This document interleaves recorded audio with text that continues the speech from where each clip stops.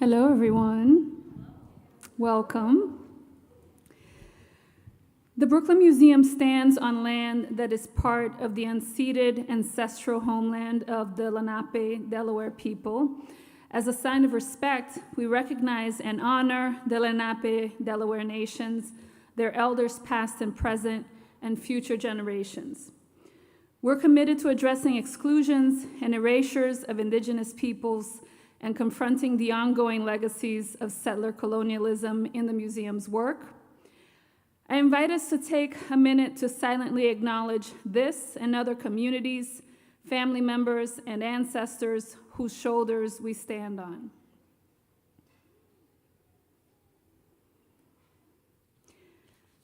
Today, we're gathered in celebration of María Magdalena Campos-Pons, an artist whose work has inspired and moved many of us, myself included, through her prescient, historically rooted, and materially experimental artworks that explore histories of colonialism and enslavement and resilience and kinship.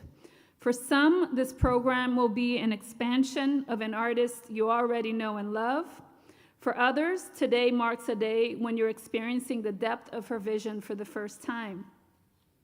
I'm Adra Jones de Almeida, the Brooklyn Museum's Deputy Director for Learning and Social Impact, and it's my pleasure to welcome you to this gathering. In my role, I'm privileged to work with our public programs, education, and community engagement teams to enact the museum's social action framework. As part of this framework, we're committed to continuing to engage our communities over the next 5 years around themes of mass criminalization and climate justice, and to reimagine the role of museums in people's lives. But in order to enact this transformative potential of the museum as a driver for greater justice, we need art that powerfully connects hearts and minds. It is visionary artists like Campos-Pons who represent the brilliant potential of art and culture to move us, to change us, both personally and collectively. This afternoon's speakers will traverse poetry, art history, art making, and collective art organizing to contextualize, elucidate, and celebrate Campos-Pons in her work on the occasion of her survey exhibition, Behold, now open in the Brooklyn Museum's Feminist Art Galleries on the 4th floor. Before we begin, I extend sincere thanks to the luminaries you will hear from today, the scholars and artists that comprise our 2 esteemed panels, as well as the more than a dozen performers and musicians who will join Campos-Pons in the debut of her new performance, A Mother's River of Tears, made in collaboration with composer Kamal Malak, that will conclude our afternoon together. Their names are noted in the brochure for the performance, so check that out when you have a minute. If you step away today, be sure to be back here at 4:30 p.m., where we will gather before moving next door before the performance begins. Thanks are also due to the exhibition's curator, the brilliant Carmen Hermo, Associate Curator for the Center for Feminist Art, Maisie Harris, Assistant Curator for Photography at the Getty Museum, the co-organizing institution of Behold, and where the exhibition will conclude in early 2025, and Janae Daria Strand, now Assistant Curator for the New York's Public Art Fund.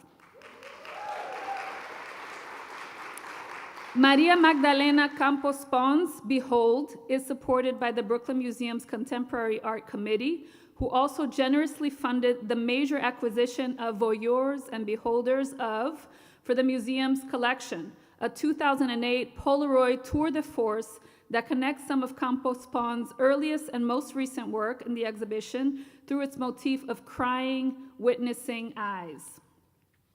We're grateful for the major support of the Rockefeller Brothers Fund, the Jacques and Natasha Gelman Foundation, Debbie and Mitchell Reckler, of Jody and Hal Hess, of the Elizabeth A. Sackler Museum Educational Trust.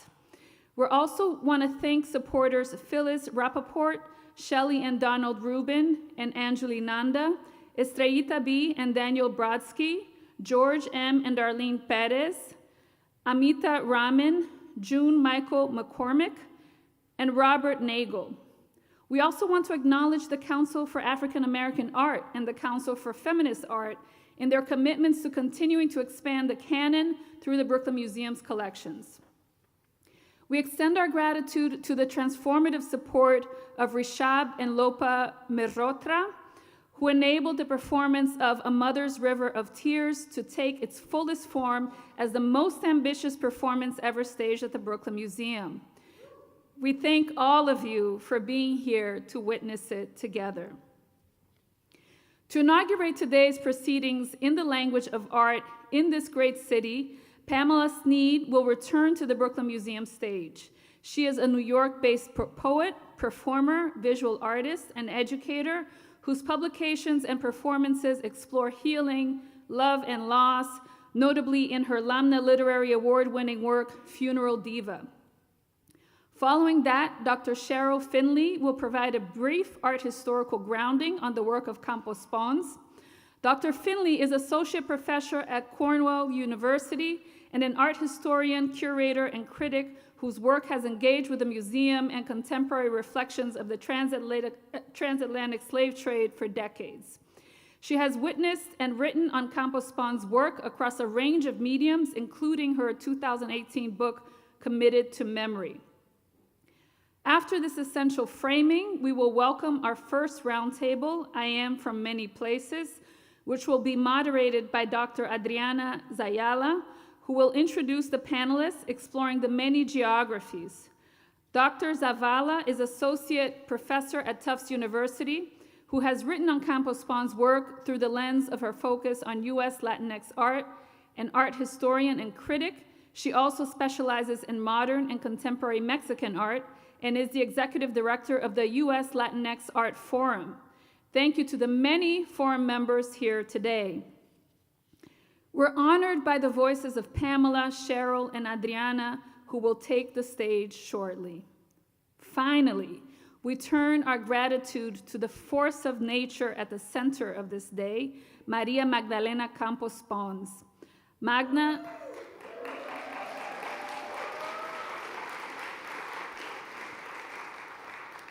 Magda, you have worked for nearly 4 decades to challenge us to perceive each other in our world with compassion, with honesty, and with beauty held close to our hearts. Your commitment, your collaborative spirit, your teaching in the classroom and wherever you go have been a beacon for so many. We thank you for the gift of your work, and we celebrate your fortitude and singularity today. Thank you.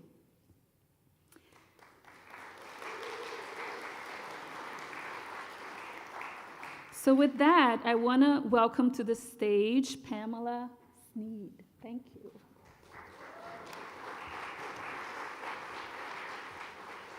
Come on, some energy in the room. Yes. Yes. Good afternoon, everyone. I'm really honored to be here. Let's see if we can get this higher. To be part of Magda's incredible exhibit. It's really powerful, it's very moving, and it's way overdue. Yeah. So we need a lot more of Magda's art and powerful women's art. So I want to say that, and before I start, I want to acknowledge all the tragedies that are going on in Libya, Lahaina, Morocco, to say that I'm grateful that we are here today and that we are safe and that our hearts go out to all these people who are suffering tremendous hardship and heartache. So, is there anyone else I want to think about? And also I was thinking about, I want to acknowledge there are 2 journalists who are still in jail, and basically who reported Mahsa Amini's detainment and basically her death. And these 2 women reporters are still in jail, and they are facing treason charges. So again, I want to acknowledge the world outside of this room. And again, whatever we can give to that, if it's our hearts and our thoughts and our money or support, then please do. And I'm going to read two pieces. If you have the opportunity of traveling to Ghana and tour Cape Coast Castle, built by the Portuguese to store sugar, spices, tobacco, then used to warehouse black slaves, you'll be shown male and female dungeons underneath, dark black rooms, a window high above where food was tossed into the pit below, pus, larvae, feces. Slaves stood together, crowded knee-deep. There's a room to the side where rebels and troublemakers were kept separate so as not to incite the others. The order means slavery was not random, but an organized system, sick and demented in nature. In Europe, it was called the African Service, where white men signed up, went abroad to not only capture slaves, but for the promise of free, unlimited sex apart from their wives. Most drank themselves to death or died of pox.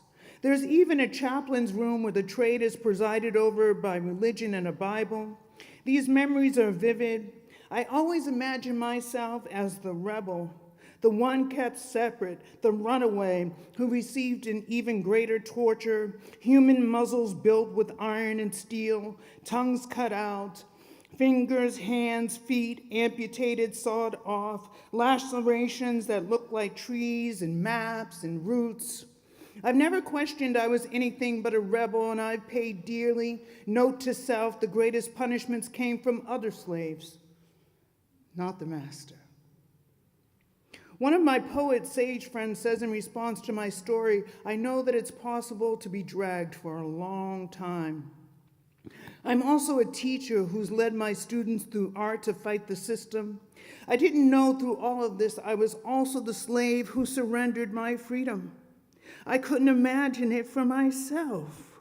Some part of me was held hostage, ashamed to say, I gave up.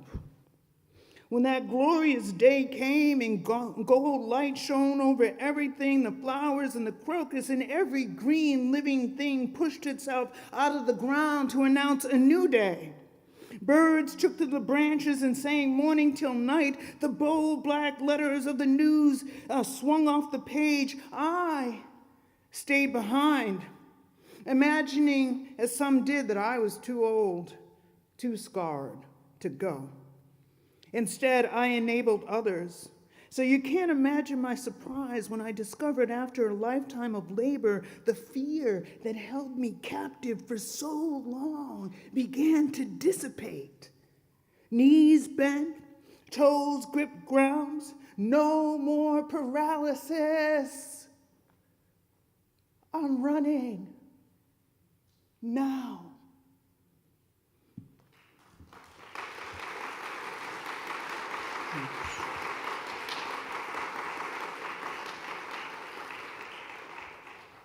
I'm starting to take the Barbie movie personally. Its success, and not in a good way. Let's not forget it was all the real-life white Barbies who voted for Trump and helped sway the country's pendulum to the far right.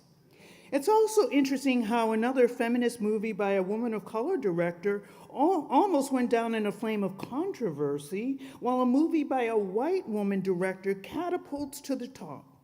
I hope she takes the sisterhood with her as she breaks box office records. And let's face it, life is too easy on Barbie come to life. What if she had an awakening like the white character in The Last King of Scotland, and she got to recognize, got a view into what's really going on here? All the abuses of human rights. Not to hate, but I did think the beginning of Barbie was clever and brilliant, but it doesn't go very far. It's poignant when they show the ties around Barbie's wrists, and she's been a slave too, but it doesn't tie to any other feminisms. And even though there's people of color, white Barbie is the bar for all other feminisms. America Ferrera is still a maid, applying Barbie's makeup and rescuing her, assuring real white Barbie, who cries a lot, that she's still pretty. It's only by staying in their place, Barbie is allowed to center her existential crisis. And in the end, that undermines the whole movie. Barbie apologizes to Ken, says she had too many girl parties. But maybe she should apologize to America Ferrera and Issa Rae. Well, at times she willfully slept in a world of privilege and endless parties. Her sisters of color were out on the front lines doing the work, fighting the war. And Barbie acts as if all Barbies of every class and all race are equal, but they are not. Just like The Handmaid's Tale adopts the language of Black history and struggle, they don't acknowledge how long after white Barbie it took to get a black Barbie, how it took years of civil rights and the disappointment of little black boys and girls, years of kids of color compare and despair being measured against white Barbie. And I'm not even going to discuss queer issues when America's character tells Alan to shut up. So there's a hierarchy and he's on the bottom. It's still hard for me to believe that we've gone from an uprising around George Floyd to a worldwide embrace of white Barbie. But I imagine it's something to do with the pandemic, the difficult days and needing relief, or maybe it's like in a war when they used to send over blonde bombshell types to distract troops. Maybe Barbie is a distraction. Anyway, it's too late for Barbie's awakening in 2023. We needed her on the front lines of burning 70s to protest coat hanger abortions, at the murder of George Floyd and Breonna Taylor and Ma'Khia Bryant. We needed Barbie. Thank you. Thank you. All right, have a great day today. All right, thank you.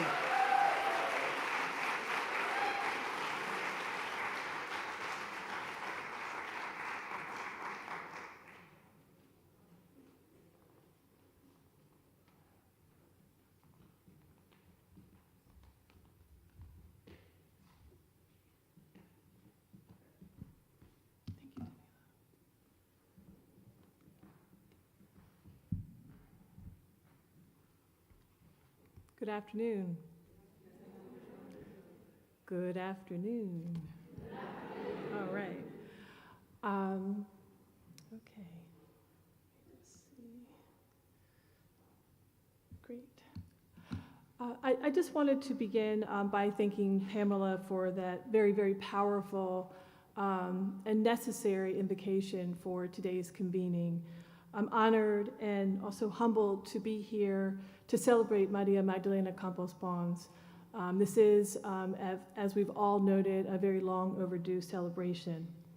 I also wish to thank Carmen Hermo and also Danilo and others here at the Brooklyn Museum for their kind invitation. So today I'm going to be talking about María Magdalena Campos-Pons from the perspective of an art historian and a curator and a friend and a collaborator. I'd like to bring to the fore just some words for us to kind of hold central as we think about her work and also the panels that will be following this one. And as for those of you who've not had the opportunity to see the show, as you walk through the exhibition and experience it, it's really, really stunning and wonderful, and again, so long overdue. So those words are materiality, memory, family, history, education, global migration, mother, sister, daughter, innovation, connector of people, friend. The image that's projected behind me is one that first introduced me to the work of María Magdalena Campos-Pons. And it's a performance still from The Seven Powers Come by the Sea, a work from 1992. I was in graduate school at Yale University studying art history and African American studies, and my friend and advisor, Dr. Kelly Jones, said to me, "You need to look at Magda's work."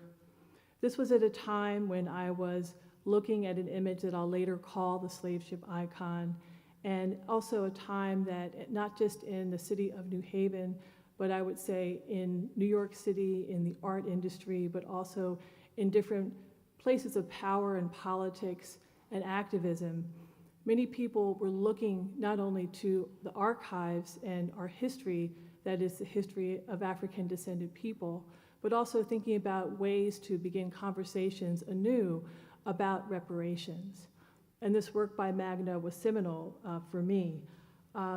It's also a work that, just in terms of a brief iteration of the main points of the work, in this work she's talking about the 7 Yoruba orishas, or deities, and they're pictured in the figures that you see in the image. But she also talks about how these powerful deities, which sustained generations and generations of people, are also those that traveled through the transatlantic slave trade on slave ships with those who were enslaved and survived.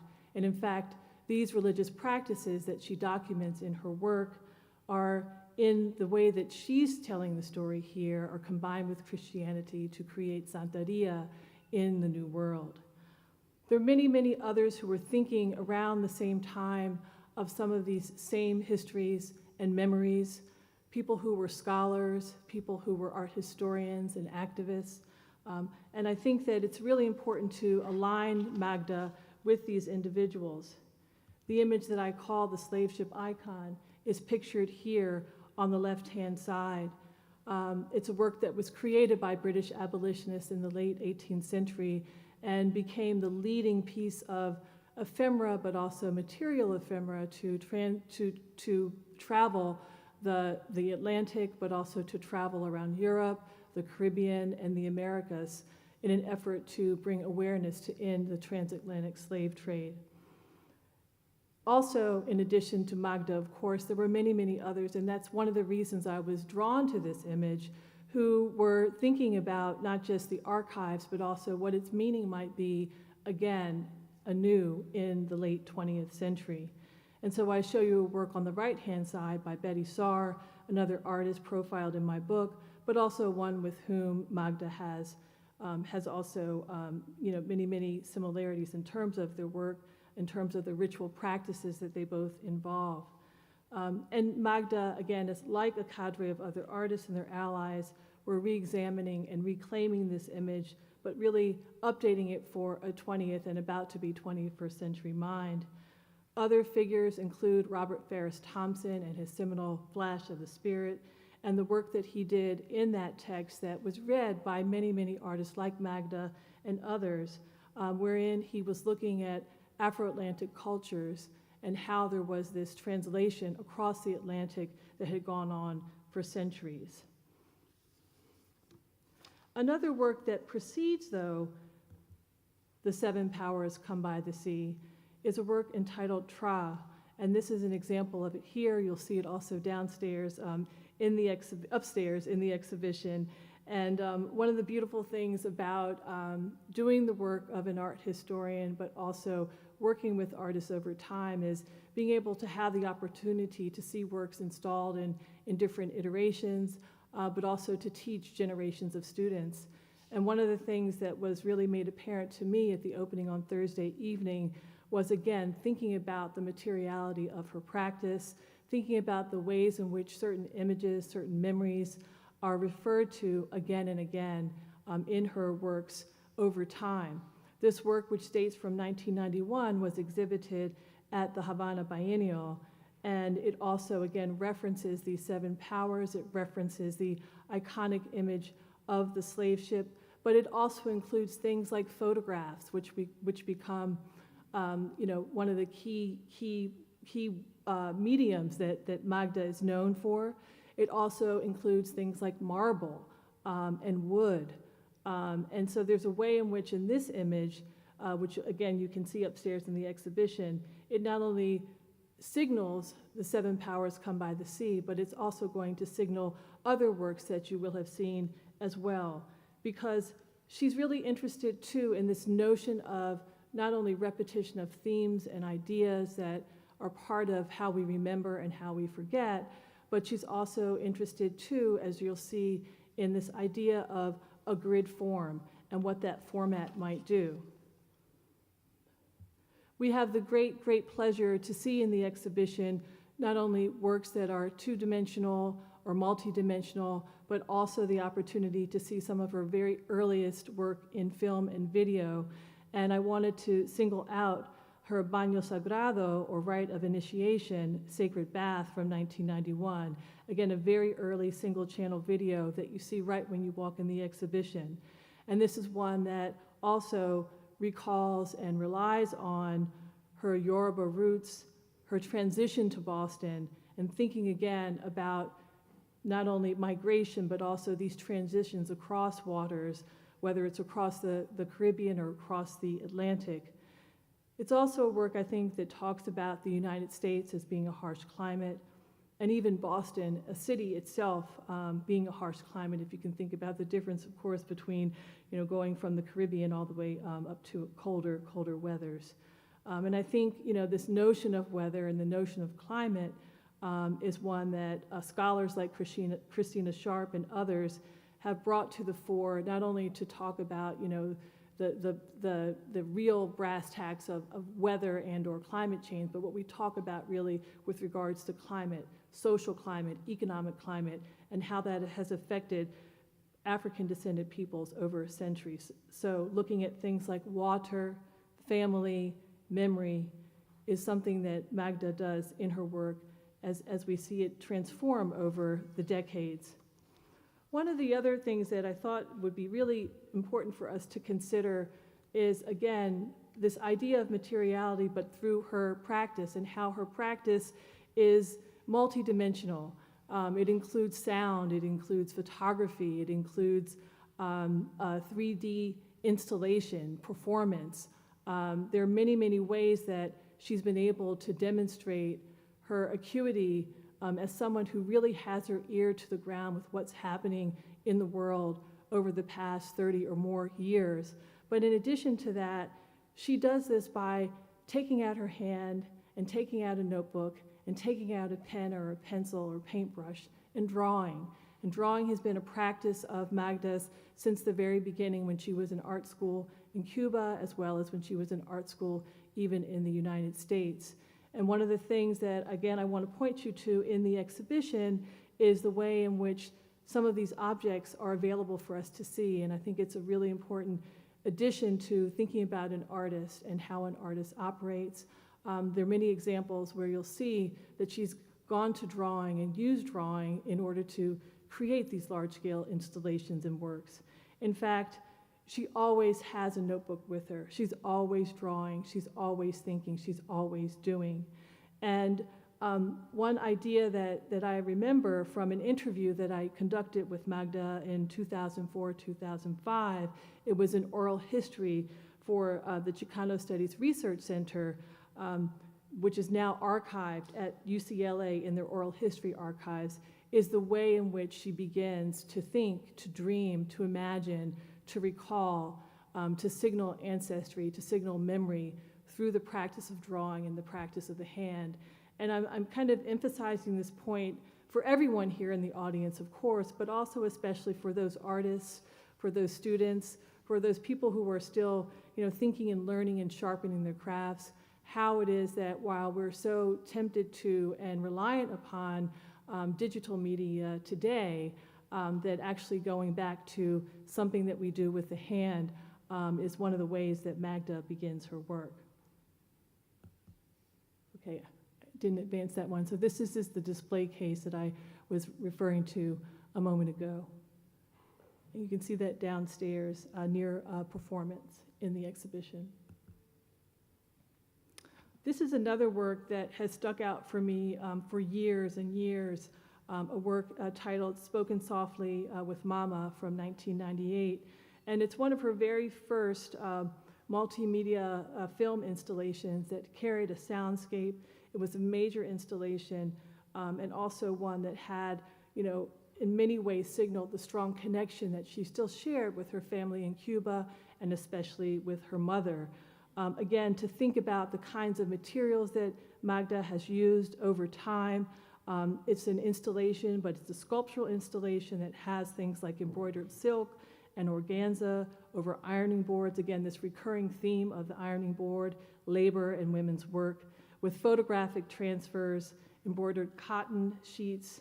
There's also pate verre glass irons, an image that we'll see, or an object that we'll see recurring, trivets, wooden benches, and then the projected videos and tracks. Again, this idea of multi-channel videos is something that is not only beginning to be in vogue, in the art industry and in the works of other artists, but it's also something that she is able to do with great expertise in terms of thinking about how narratives, and especially narratives from the past, might be understood if you have this multidimensional soundscape and videoscape of what's going on projected onto those beautiful ironing boards. Now, as I said before, family is such a huge part of who Magda is and her practice, and in particular, her connection to her mother. This is a work titled Replenishing, which you can also see down upstairs. And it's one of the really great examples of her work with the Polaroid 24-inch camera. This work is from 2001. However, use of the 20-by-24-inch camera became very popular initially in the 70s and 80s when Polaroid, which is was a Boston-based company, began to use this as a way to market some of its other instant film cameras. And the 20-by-24-inch camera was one that was used by popular artists. That was one of the ways that Polaroid not only did marketing, but also tried to demonstrate and build its own archives about how they could test the innovations and the materials that they used. So Magda was someone who very quickly began to use this work, but I think one of the things that's really exciting about her use of the Polaroid 20-by-24 is that she's getting back to, this notion of the grid and how we might use the grid to tell a story, but she's also using that grid to think about fragments of memory and connections. And the image that's in the center that connects the two, Magda and her mother, is one of beads where you can kind of see this idea of connecting perhaps across waters, and also how very tenuous that can be. And this grid we see repeating in other works that employ the Polaroid 20-by-24. Another one is De las Aguas, of the Waters, from 2007. Again, invoking this notion of water with the blue background, but also, of course, this image of the ship, and we might think about what that means in terms of migration, whether it's a contemporary migration or whether it's a dispersal that took place 400 years ago.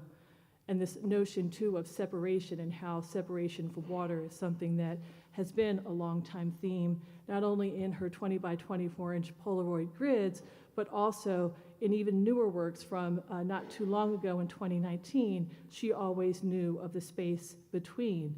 And this is one of the works that I really, really love just because of the way in which she's kind of going back to using gouache, using watercolor, working on paper, using pencil, and really showing the way in which she can work with her hand, but also how, if you can see in the slide, there's also a way in which these panels, again, are signaling different narratives, but a larger story, a larger sweeping story.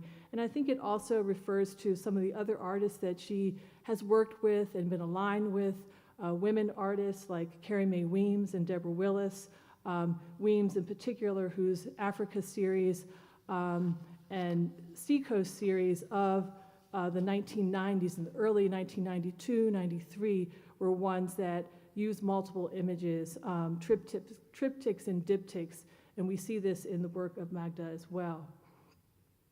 Now, work that I was involved with, I was involved with my colleague, Salah Hassan of Cornell University, was the American participation in the Dakar Biennial of Contemporary Art. Took place in 2004.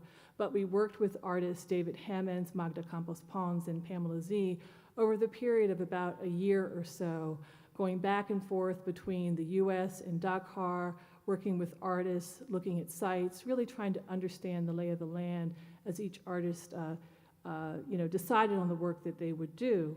And one of the really, really wonderful works that came from that collaboration was Magda's work, which is one that was titled Threads of Memory, and it incorporated elements from work that she had done previously, a 5-screen video installation that was conceived and exhibited in Oslo and curated by Celine Vent, who's here with us today. That was a work from 2003. But she adapted it and she built upon it. That work was titled Mil Maneras para Decir Adios, or 1,000 Ways to Say Goodbye. And it was a 5-screen video installation when it was in Oslo. But here for us in Dakar in 2004, it morphed into a 6-screen video installation. And she also included things like wrought iron, resin, beads, and vintage textile machines. The other thing that was a lot of fun, and this is kind of getting really to the character of who Magda is, she's a connector, she's a community builder, she's an institution builder, and she worked with students at the École des Beaux-Arts in Dakar, also Koyo Kua, who's the director now of the Zeitz Museum of Contemporary Art Africa. She worked closely with her too, sourcing materials in the markets and also working with women, especially sourcing beads and other objects, including the textile factory where this work was sited. Again, a large-scale installation. And the image on the right-hand side is just another example, again, of these community connections and the way that she's not only thinking about the work of art that she's going to create and how it might have meaning for the people of Dakar, but also how there might be an opportunity to have a conversation, to have a sip of a drink, of some water, to have a piece of fruit as you take time to digest literally what it is that you've seen inside of the installation.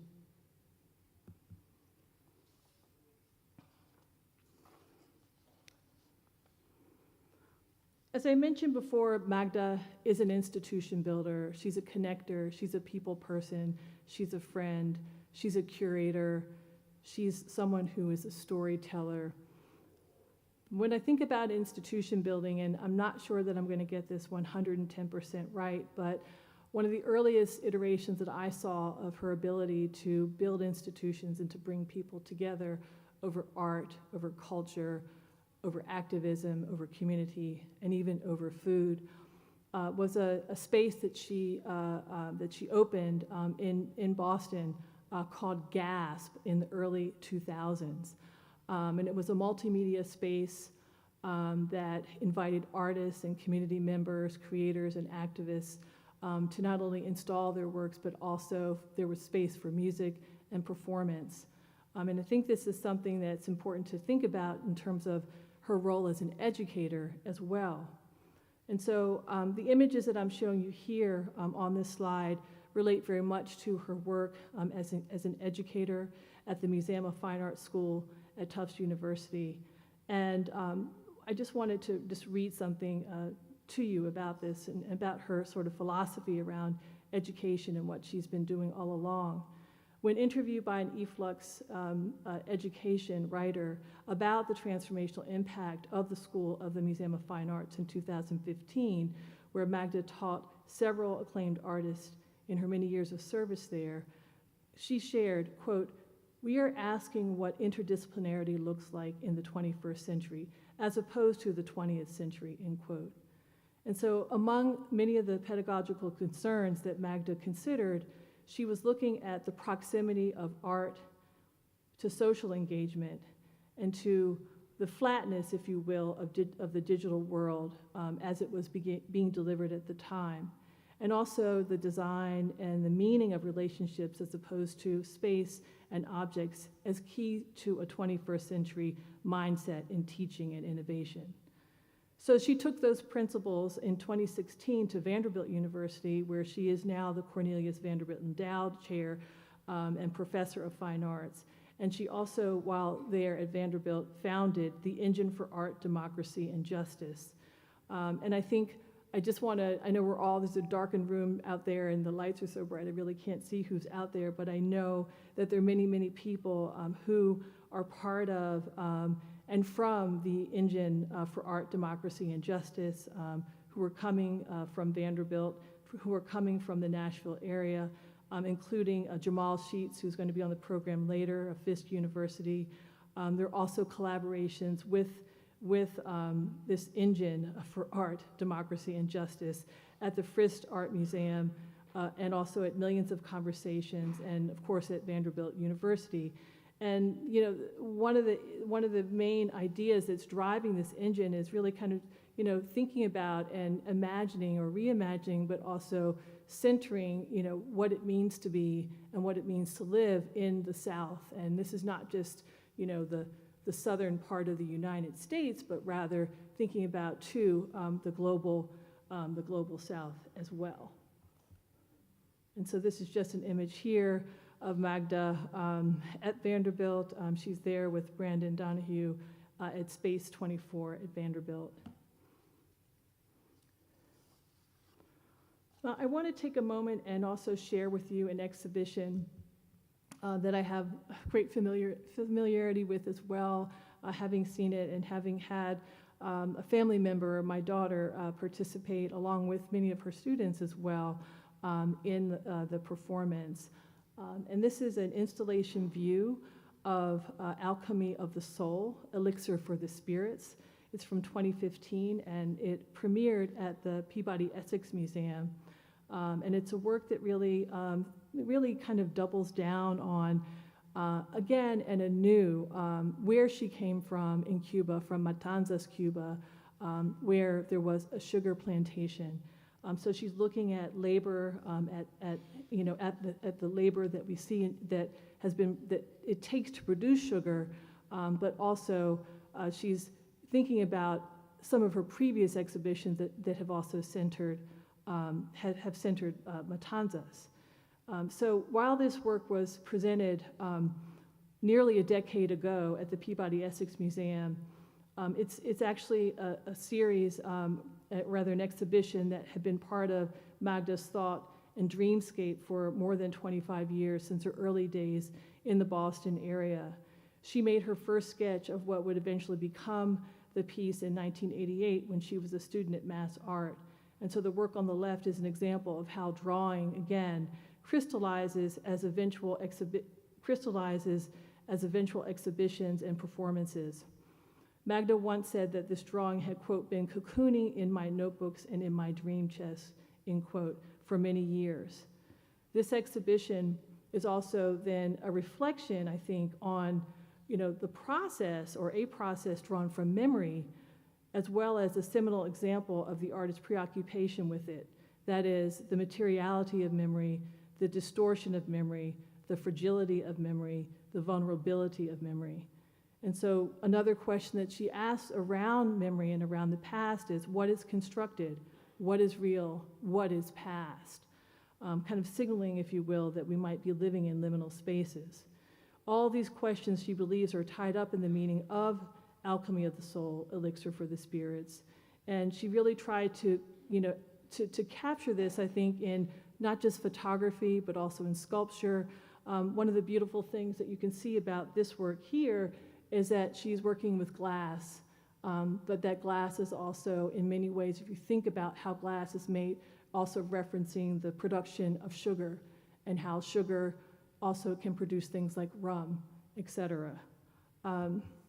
Another example, and this was the drawing that I was referring to earlier, is the way in which she's working with drawings, and she's also thinking about shapes. And these are going to be familiar shapes, I think, for many of you, having seen the exhibition, because these shapes we'll see in some of the mobile sculptures that she, again, works with glass, again, this time when she's in Murano.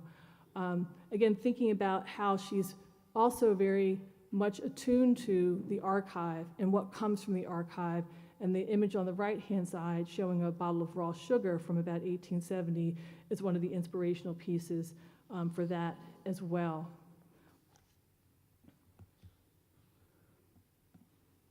Again, thinking about this same exhibition, Alchemy of the Soul, there's a reference to, in many of the writings, to the Spanish-born painter Remedios Varo's work, which is entitled Creation de las Aves, or Creation of the Birds, from 1957. And this is a painting that has long inspired Magda's practice and motivations, notably the two-dimensional apparatus that you see on the left-hand side of the half-owl and half-woman figure that's in the painting, which she reimagines in the three-dimensional space of Alchemy of the Soul at the Peabody Essex Museum. And this figure of the owl woman herself, we also see that in Magda's painting, this owl woman recurs in some of the works that she does.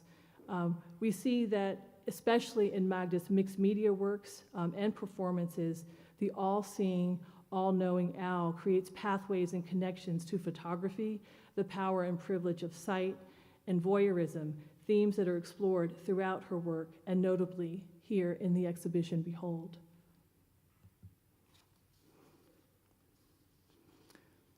Another performance piece that was commissioned by the National Portrait Gallery and Dorothy Moss, the curator there at the time, is Identify Performance Art as Portraiture. And these are images also from 2015, again, thinking about this image of the owl and what it means for Magda as an artist, signaling the past, but also having this wise connection to the future, also having connections to things like migration and how we can think again about climate with regards to birds and their populations, their fluctuations around the world. And here you'll see on the left-hand side a still from the performance and some of the artists who would have participated in that performance. And one of the things that I just wanted to signal too is that I know many of her students are here.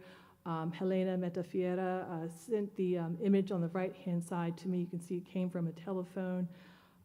And in other examples from this performance too, you get a sense of the grandeur and the history of the National Portrait Gallery in Washington, D.C., but also the performance work of Dell Hamilton, one of her students from the Museum of Fine Arts School.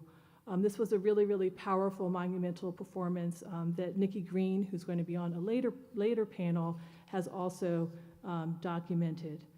Again, thinking about the eye, thinking about owls, thinking about all-seeing in Voyeurs and Beholders of from 2008, and that large section in the exhibition upstairs, we have a different sensibility of what that means for Magda.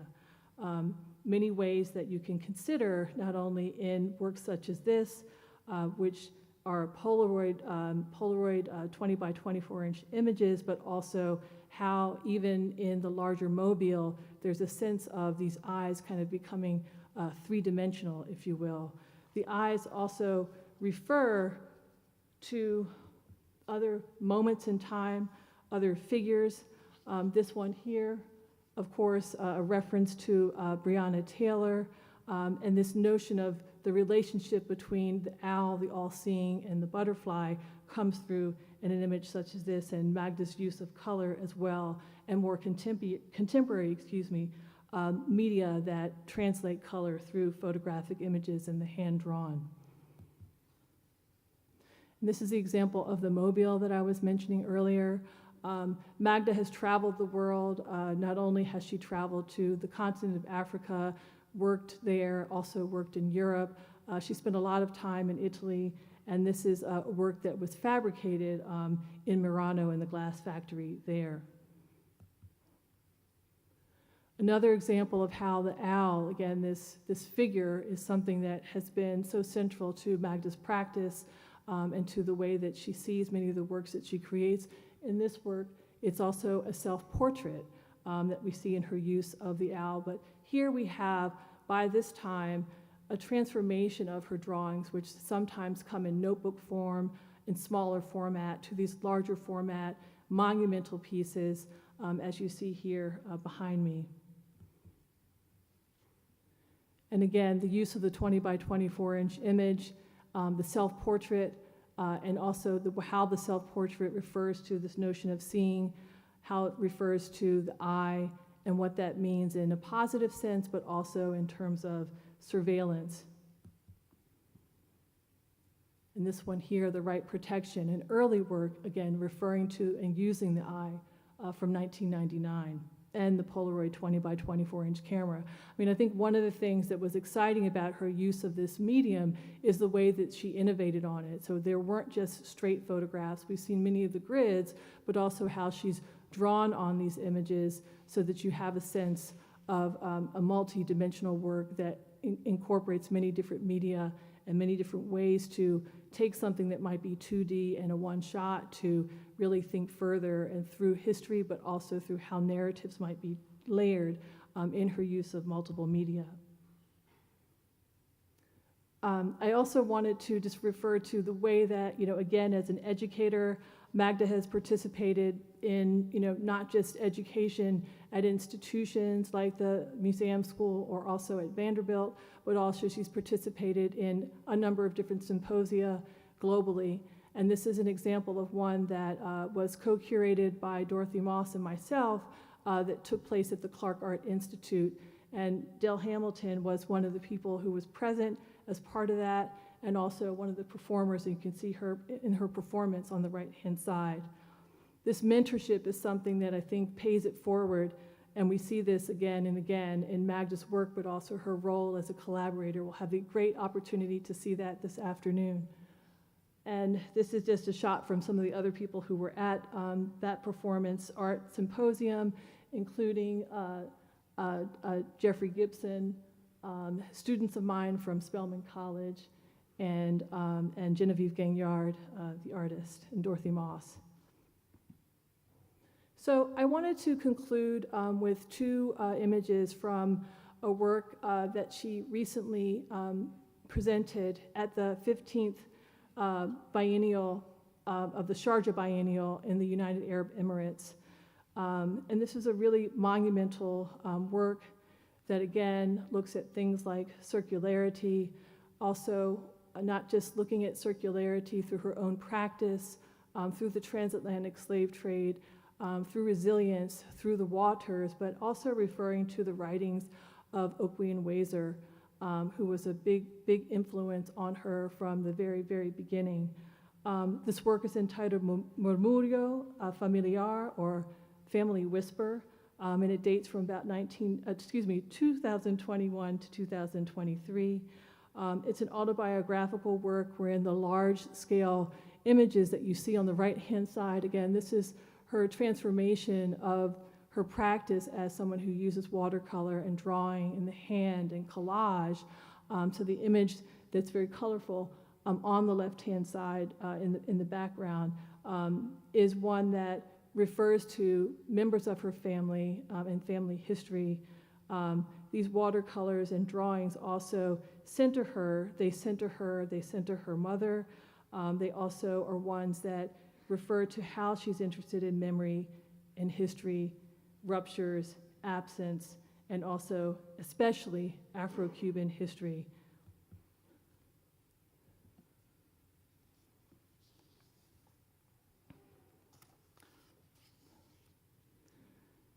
Magdalena Campos-Pons, wise, all-seeing, owl, eyes, eyes, eyes, that behold family, history, memory, luminous, radiant, reflective, seeing past, present, and signaling the future. Thank you.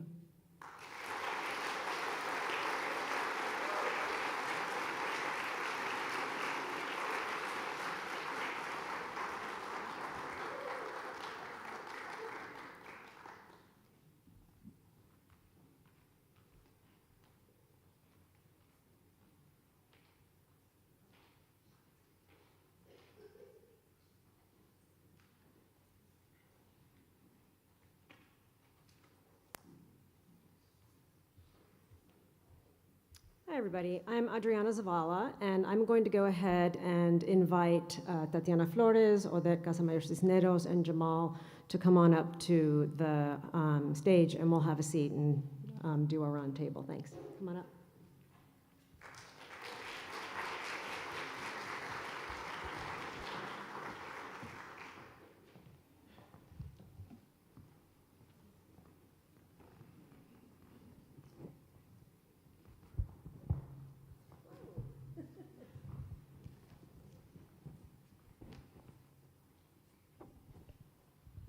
Can you hear me okay? Great. So, good afternoon. It's wonderful to see such a big crowd of people here to celebrate María Magdalena Campos-Pons. I think on behalf of the panel, I want to thank Carmen Hermo for her extraordinary work and Danilo Machado for inviting us and the staff of the Brooklyn Museum for organizing this event. So it falls to me to serve as moderator for this panel. I'm Adriana Zavala from Tufts University. I've had the pleasure of knowing Magda for a great many years, often sat on MFA thesis committees with Magda and always benefited from her brilliant insights. So I'll introduce our panelists. We do just have an hour. So you might occasionally see me giving them the time signal. It's not because I'm rude, but because I've been tasked with keeping us going so that we can ultimately get to what I think we're all really waiting for, which is the performance. So I have with me Odette Casamayor-Cisneros, who is Associate Professor in the Department of Spanish and Portuguese at the University of Pennsylvania. Sorry, I'm looking at the wrong bios. Here we go. And Dr. Casamayor-Cisneros is a Cuban-born scholar of contemporary Latin American and Caribbean cultural studies and is currently an associate professor, as I said, at the University of Pennsylvania.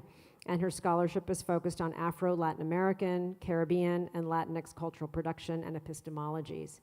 She's the author of Utopia, Distopia y Engravidez, Reconfiguraciones Cosmológicas en la Narrativa Postsoviética Cubana, and is currently working on 3 book projects centered on Black women and Afro-Cuban cultural production. Next is Dr. Tatiana Flores, who is a scholar of the visual culture of the hemispheric Americas, specializing in modern and contemporary Latin American, Caribbean, and Latinx art. She's the author of the award-winning Mexico's Revolutionary Avant-Gardes, From Estridentismo to Treinta Treinta, and the curator of the critically acclaimed 2017 exhibition, Relational Undercurrents, Contemporary Art of the Caribbean Archipelago. And Dr. Flores was the 2017-18 Getty Scholar and received the 2016 Art Writers Book Prize from the Andy Warhol Foundation. And she is now the Jefferson Scholars Foundation Edgar F. Shannon Professor of Art History at the University of Virginia. And then last but not least, we have Jamaal Sheats, MFA, who is director and curator of the Fisk University Galleries and associate provost of art and culture at Fisk University in Nashville, as well as assistant professor at the Fisk University Department of Art. An alumni of Fisk, these positions enabled Sheats to work with students, faculty, and the community in ways that integrate his expertise and passion for the arts, education, and mentorship. And he is part of the Engine for Art, Democracy, and Justice team of collaborators assembled around this initiative and founded by María Magdalena Campos-Pons. So in preparation for this roundtable, which, as I said, is just 1 hour, so I'm going to skip some of what I wrote here. I'll say that the title of the exhibition, Behold, suggests the ways in which Magda's gift for creating community and for making place is manifest in her work as a teacher, as an artist, and as a community builder. Her work invites us to behold, meaning to locate ourselves in history, memory, culture, and place. So I'd like to invite each of you in turn to speak for about 10 or 12 minutes, and I'll give you the high sign, about the theme of placemaking, because placemaking is really at the heart of what Magda does. So I'll invite Odette to start, followed by Tatiana, and then Jamaal. And Odette, would you like me to click through the images, or would you like to do it yourself? Absolutely, yeah, okay. Okay, yeah. So thank you so much for this introduction and for all of you for being here.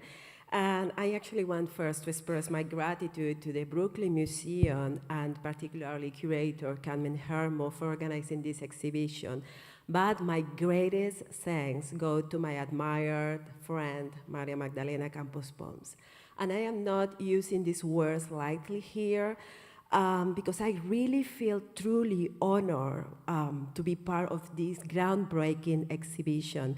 I said groundbreaking because for me as a Black Cuban woman, the work of Campos-Pons constitutes a vital representation of what I call the self-birth of the Black woman, which is how I term the enactment of our self-invention, the discovery and free exercise of our own sense of humanity.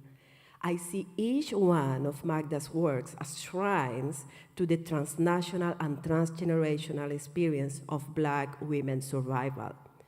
Magda Campos-Pons opens paths we can embark on in our endeavor to think and reinvent ourselves, as throughout her work, she is constantly asking and answering herself the unavoidable question, what is to be a Black Cuban woman in the diaspora?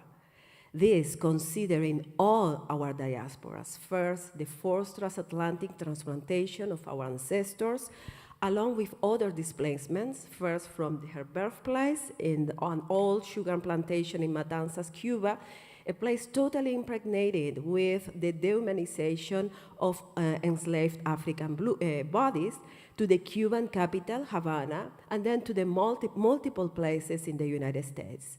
With all these migrations inscribed on her body, her Black body, Magda Campos-Pons also makes us ponder if there would be actually be a continuity between the so-called African diaspora and a never-ending search for home, which is a constant preoccupation of Black people in the Americas. Our permanent quest for home has been central to the thought of many Black writers and artists, and I'm thinking of Toni Morrison asking, it's a quote, how do we decide where we belong, end of quote. And this is an interrogation that has been echoed years after by Saidiya Harman, for instance, when she asked also, what place in the world could say 400 years, of yearning for a home? Or, of course, James Baldwin, who after so much wandering across the world in search of a place to call home, ended up acknowledging that, and I quote again, the place in which I fit will not exist until I make it. And this is where Magda guides us, taking us to our own bodies, where all our truths reside, where we are always someone else than the other. That cumulus of identities foisted upon us through centuries of Euro-patriarchal epistemological hegemony. In Magda's works, there is just that, the Black Cuban female body in the world, in her own universe, but most importantly, seen by herself. Behold, as you say, is the title given to this exhibition, and I think it is extremely pertinent and is almost magically coincides with Magda's performative invitation. Behold what we are, Black Cuban women, behold what we Black Cuban women have decided that we are. While at the same time, the public is beheld by us through our Black female Caribbean Cuban gaze, that gaze commonly disregarded, ignored. But let's go through some of her works in search of this intersectional gaze, which in most pieces actually appears hidden, covered through her closed eyes, or even non-existent, as the artist usually confront us to her back, like in the piece "The Right Protection." If you can find it, but sorry, yeah, yeah, it's the one with the eyes in the back. But well, I wait. So the question when exactly, thank you so much. So the question is, who is this woman? How can we know who she is if she does not talk to us, if she does not offer us her face? Everything she gives to the public is her back, yet we know, we sense that she is observing us. And this is her right protection. That is the unintelligibility of her body, that body that no one can apprehend, classify, understand, but through which she keeps gazing at us, studying us, through a sea of eyes painted on her bare black back. Yes, the sea, the waters, the Orisha Yemaya, the goddess of the ocean, and all forms of motherhood in the Afro-Cuban religion known as Santeria are omnipresent in Magda's art. Reviewing her work means being washed again and again by waves of violent blue colors. Waters, how important waters could be for us, the islanders, Cubans, Caribbeans, but also descendants of enslaved people throughout the Americas.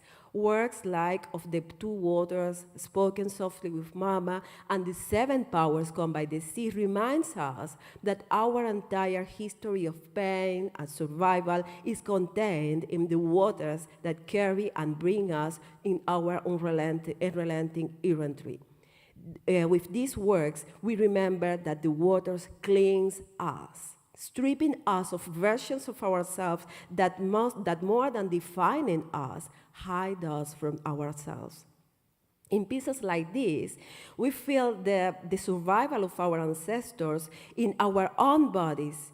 Millions of enslaved Africans died, or more accurately, they were killed as human beings as they were forced to cross the Atlantic Ocean, where we, their descendants, find rebirth through our ancestral memory kept in the oceans by Yemaya. In the installation Spoken Softly with Mama, that welcomes the public in this exhibition, the transparent irons on the floor seem the islands of our boats, an archipelago of memories that we cannot always recover, because our Black memories are consistently absent from historical archives and canonic literary production. But these memories remain alive in our bodies, and those irons disposed as little vessels on the floor constitute symbols of our journeys and the journeys of our ancestors. All that we are in the present is in constant conversation with our mothers, whose portraits are displayed by Magda on the iron boards, also reminiscence of other kind of vessels that surrounds the piece. Among us circulate family stories woven into our everyday lives, in our labor, our joy, our games and dances, our quietness, our dreams. Stories crossing the artificial borders of time and space. These are the untold, systematically invisibilized, but enduring connections that Magda insists on recreating on her works. Many times she does so by using Yoruba liturgic objects. Oh, okay, only 2 minutes, so I am going to skip. So the time, as I said, is, we are close to time and space, but not here. So, yes, I am not going to repeat myself. I wanted to talk a little bit about the colors she used, especially in the work called, which is part of the series Los Caminos, The Path, in which she is, so there is the consistently black and red, those are the colors alluding to Elegua. Elegua is the Orisha, the trickster, that opens and rectifies and closes our paths, and how, yes, so I am skipping all that. Yes. Also, I wanted to take just to point the attention to the use of necklaces, also from but they are part of the liturgy and the Santeria, and how those necklaces also use those colors alluding to a specific goddess and gods, orishas. In the case, so one of the works that reflect that is Umbilical Cord. It's a very powerful work in which she actually links several wombs, maternal wombs. So it's this generation of life with pictures of women from her family. So there is this powerful matrilinear energy that is content in some work, like other works like replenishing, that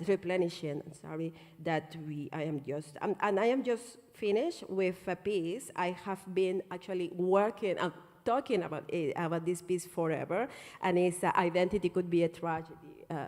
Yes, great, thank you. This is just for the end. And I believe actually that all my students at Penn at some point, they have been confronted to that piece, because I like to start my courses, the questions that I work on, analyzing this piece. And I think also for my whole career, the issues that Magda develops here are also fundamental for me in the strategic. So here we have, again, the same question: who is this woman? Who is this woman with this impossible face and the naked torso painted on white, as starting in the first Polaroid, Patria, the motherland, is a trap, es una trampa. And then in the last one, identity could be a tragedy. So who are we? This is the other question, not only these women, but ourselves. And because here Magda questions the pertinence of socially imposed identities. Her body, what she really is, appears covered by white substances that could be alluding to the European Enlightenment, the whiteness of the hegemonic Euro-patriarchal epistemology, and her black skin only appears in the second Polaroid, where her face is surrounded by the sticks called garabatos and are also liturgic element of Elegua. With the garabatos, those sticks, Elegua actually opens open paths through the wilderness, through the forest. And we can ponder if this moment in which, the only moment in which, oh, sorry, it's not the same I had. Well, in the picture I had, no, it's fine. Yeah, in the picture I had, for some reason, she's in the middle. So, but it's fine. So the one with the garabatos is the only one, and the other in which her actual skin, her black skin is present. And we can imagine, we can think if those garabatos used by Elegua to open paths in the forest are not alluding to the possibility of laboring in the creation of new forms of identification. So. Finally, this work belongs to the series When I Am Not Here, Estoy Allá, and the question is also where is here and where is allá or there. So those are so many journeys, approaches and questions, and of course, and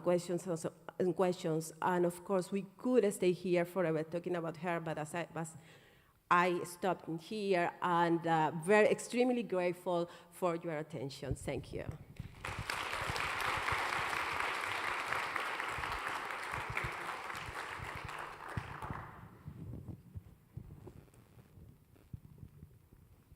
Is it on? Yes, thank you.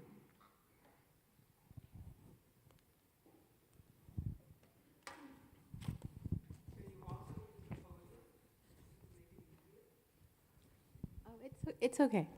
Thank you. María Magdalena Campos-Pons, 1990 mixed media installation. Everything is separated by water, including my brain, my heart, my sex, my house. Prefigures a lifelong engagement with the ocean as a key site of artistic investigation. In this early work, whose primary pictorial elements are painted enamel on board, the artist depicts herself in a frontal upright pose, nude and bilaterally split. A black woman with a short afro, her body is without skin. Its two halves, described in shades of red and yellow, suggesting flesh, are positioned against a white wall, each atop a small, colorful structure that curator and scholar Lisa Freeman has identified as an Aztec temple. 7 rows of barbed wire encircle each body half. Between them is a vertically oriented stream of water. Its source lies between 2 adjacent text boxes. The left one reads brain, and the one on the right, heart. The water gushes from a form akin to a sideways figure 8, each half corresponding to the label above it. Punctuated by spirals, the central watery element resembles a waterfall. Water as separator, as the title implies, counters the observation made by ecofeminist Astrida Nimanes, quote, "Water connects the human scale to other scales of life, both unfathomable and imperceptible. We are all bodies of water in the constitutional, the genealogical, and the geographical sense," end quote. The work of art belies its name, however, not only because the upright thrust of the water parallels the position of the artist's bifurcated body, but also because the boxed-in words naming key organs function as a capital to the liquid column that cascades beneath. Indeed, the structures holding up each of the legs of the figure find resonance in the architectural reference of the waterfall, bridging the separated elements. The water is anthropomorphized. The spirals forming beneath them recall an eye and a hand, or a combination thereof, like the Hamsa amulet, a Middle Eastern symbol of protection consisting of an open palm with a pupil at its center. The sinuous curves describing the outer edges of the water resemble snakes, establishing a relation with the animal realm while also deepening the association to ancient mythological and religious traditions. Water indeed connects, and it would not appear that Campos-Pons is refuting this. In I Am a Fountain, she acknowledges her watery state of being, depicting the myriad liquids that ooze from her, among them tears, blood, and milk. This work also contains a body that is divided, but in this case, the organs are fragmented to the extent that the whole body cannot be reconstituted. Campos-Pons' emphasis on separation in both artworks, rather than denying the interconnectedness of life forms and world cultures, counters the universal subject of Western art and humanist discourse. The specificity of her female organs and the broken up body oppose the male ideal epitomized by Leonardo da Vinci's drawing of Vitruvian Man, which pictures a nude man perfectly proportioned according to a classical canon, positioned within a square and a circle, arms and legs extended to reach the edges of both. Her state of captivity, severance, and mutilation, and everything is separated by water, refuse the pictorial conventions of the nude woman as an object of visual consumption. Whereas Nimanes and ecofeminists more broadly assert a common we, however, Campos-Pons eschews generalization and stays with the I and my. Literary scholar Dixa Ramirez Dolio has criticized the we of eco-criticism for its, quote, forced or coerced relationality, end quote. As she argues in a book combatively titled, "This Will Not Be Generative," quote, "The basic problem of this we and its expected relationality when we consider racialization and specifically anti-Blackness is that all humans," this is in quotes, "have not existed, lived, or died on a flat horizontal plane," end quote. Nimanes' we, like those of the authors Ramirez Dolio critiques, insists that, quote, "humans and non-humans alike are all interwoven in processes of becoming and unbecoming, without attention to how these differences reify these inequities, end quote. Campos-Pons' stress on embodied subjectivity establishes a connection with Black women in the diaspora while simultaneously enacting an interpretive and effective refusal towards non-Black audiences. The artwork's spatial configuration might lead a casual spectator to become unmoored, while the skinless body could induce recoil. Whereas the old masters offered cohesiveness through the use of linear perspective and the idea of a painting as a window into a world, Campos-Pons puts forth a vision of the earth asunder that she and her ancestors have known for centuries. Emphasizing partition, captivity, torture, and death, Aztec temples were sites of human sacrifice after all. Everything is separated by water offers not merely a vision of the world, but the world itself. For the piece, I argue, operates as a conceptual map. The two halves of the body stand in for the continents of Africa and America. The water is the Atlantic Ocean, and the 7 rows of barbed wire represent the major latitude lines: Equator, Tropic of Cancer, Tropic of Capricorn, Arctic Circle, Antarctic Circle, North Pole, and South Pole. The number 7 is important to her for other reasons as well, so there are multiple meanings here. Campos-Pons' critique of Western pictorial and cartographic traditions functions as a decolonial gesture. A map offers, to quote cultural studies scholar Walter Mignolo, quote, this is the quote, dislocated, disembodied, and disengaged abstraction. By foregrounding the body, Campos-Pons forces us to see the ocean not as an abstraction, an oceanscape of indescribable magnitude that in visual art is rendered as both silent and empty, but as an active site of history. In the words of poet Derek Walcott, the sea is history, but rather than letting the ocean keep turning blank pages, to quote from the poem, Campos-Pons underscores the connection between the oceanic and the human time and time again.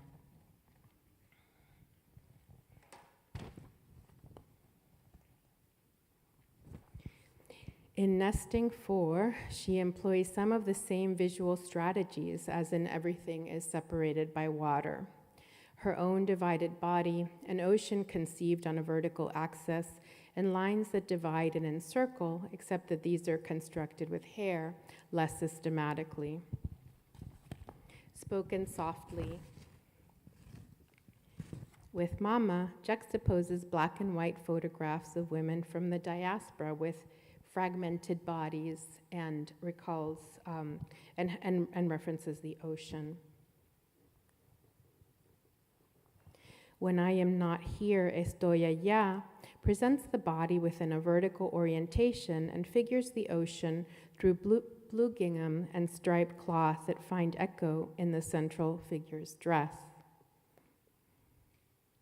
De las Dos Aguas returns to the pictorial structure of Everything is Separated by Water, but emphasizing physical wholeness, doubling as opposed to splitting the body. All of these works connect blackness and the ocean and propose an archipelagic view of the world and its people that is premised on relationality. Archipelagos are island chains, and they were conceptualized by Martinican philosopher Edouard Glissant and other Caribbean thinkers as sites of relational thinking that were foundational to generating epistemologies that were not beholden and indeed countered the Western continental tradition. In Glissant's words, what is the Caribbean, in fact? A multiple series of relationships. We all feel it, we express it in all kinds of hidden or twisted ways, or we fiercely deny it. But we sense that this sea exists within us with its weight of now revealed islands, end quote. The sea within is an integral facet of Campos-Pons' body of work, and it is an important trope not only to her own experience, but to the us, that is, the sea within us, referenced in Glissant. He conceived the Caribbean as a rhizome with islands as nodes in a network, but rather than an abstract grid or web, he calls for specificity, writing, quote, "Identity as a system of relation challenges the generalizing universal and necessitates even more stringent demands for specificity," end quote. Foregrounding the Black body in her oceanic imaginary, Campos-Pons calls forth this specific we. In more recent watercolors, the artist employs new representational strategies involving the sea. An Army of Angels is from a series of drawings inspired by the 2019 sea migrations in the Mediterranean, which were at an all-time high then. Here she commemorates victims who drowned in the passage, representing them as angels of water. In She Always Knew of the Space in Between, the artist connects the sea to the cosmic and the divine, relating the oceanic depths to the inconceivable vastness of outer space. Horizon, one of her most abstract representations of the ocean, she bases her composition on the readings of a cardiograph used to monitor her sister's heart. The ocean for María Magdalena Campos-Pons remains an ever-generative site of profound inspiration. Thank you.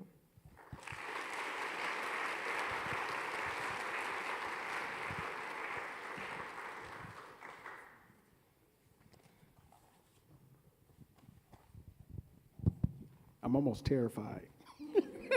I'm like, how much time do I actually have? Fantastic.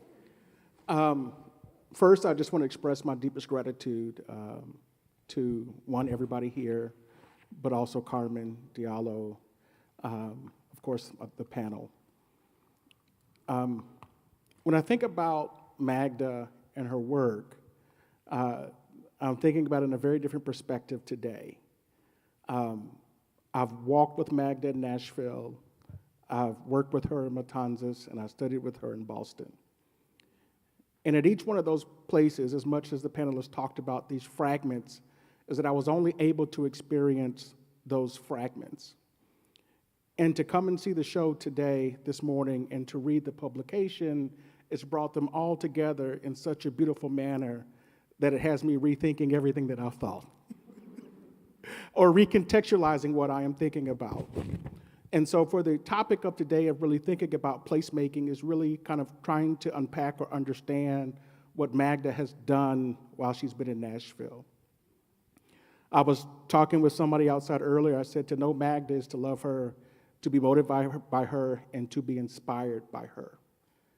As I've listened to people around the last few hours or since this morning, I begin to hear Magda in their voices, in their use of language. It's a way that you can tell that once you've experienced her, she becomes a part of you. So I'm going to go back and think and kind of begin to unpack Nashville, which is a very different landscape than one that's been discussed. If you see when you see the exhibition and read the text, there's a lot about water. Nashville is about 700 miles or 630 miles away from the closest sea. We do have a few rivers and lakes in that in proximity, but it's quite different than a body of water. I've witnessed Magda around that body of water, and I also see the restorative properties that it houses for her. But not being close to water, and if you have the opportunity to visit her or her studio, it's not located on the ground floor. You have to either take an elevator or take several steps to get to where she is. And so I've always wondered, or at least in the last couple of days, and especially last night as I was reading the catalog, I began to think about what does it mean for her not to be around water? What does it mean for her not to be on the ground floor? So that's caused me to think about or contextualize the work that she's doing now, She's elevated. She's sitting at a perch, much like the owl that we've described today, and she's looking around. And with that, her practice, she's always had a social practice, but in this, that social practice has changed. Because she can see the fragment on the north side, which is North Nashville, which is the heartbeat, the pulse of the African-American community, the Black community, that houses four historically Black colleges, four historically Black colleges and universities. And then she could also look to this side, to the west, and see West Nashville, or West End to downtown, that all function as kind of fragments of a city. We've talked about Magda being a mentor and being a connector. And so with that, being able to see these fragments of ideas, these fragments of people, she brings them together. This fragmented city, which I call home, which is truly amazing and such a beautiful place, also has complex issues and complex problems. And she has understood that to solve, or at least to acknowledge these complex problems and ideas, that we have to tackle them with new models, because the models that have preceded us have failed us. And so I'm going to grab the clicker just to begin to think about or to unpack what's behind us, because that's one of those models. It's called the Engine for Our Democracy and Justice. It's a trans-collaborative partnership or collaboration between the Fresh Start Museum, Millions of Conversations, and Vanderbilt University. It started with a conversation. I saw Ulu Aguibe in the back, Adam Sazemic, and Holland Carter in 2018 was the first iteration of that. But then in the pandemic, it ballooned into something greater. It ballooned into something where she brought together these intellectuals across disciplines, not just artists, but poets, but physicians, and all these different ideas that come together to begin to tackle these complicated issues that we see day to day. Now with that, the second component of EADJ are the interventions. Those interventions are relatively amazing. I'm gonna go through them really quickly. I won't talk about each of them, and some are actually install shots. As I said earlier, I'm actually walking with Magda, and when you're walking with Magda, you're learning, you're moving, and you're working, and you forget that you should be documenting as well, though documentation exists. But it's important to see some of it as just as part of the process. And so this is a building which is called Tally Brady, named after the first African-American chemist and biologist to get PhDs. But at any rate, this was part of Carrie Mae Weems' Take 6 project, and Katie Del May, I have to express my gratitude to her and Mark and many others who were involved in that project. But this went along a corridor which across the street is Meharry Medical College, which is an all-Black, or not a historically Black medical school. And on the other side, in the heart of the pandemic, facing this way, and I don't know if I have an image of the other side, I don't. But if you were to go down the other direction of the street, it talked about barbers and expressing gratitude to barbers and nurses and all the people in which that would travel down that corridor every day. But the next one is one that happened also in 2021, which was Ibrahim Muhammad. This one's entitled Leaves on the Grass. And we talk about Magda being the visionary, the leader, the one who inspires the mission and the broader vision for the engine, which is more like a spark within the community.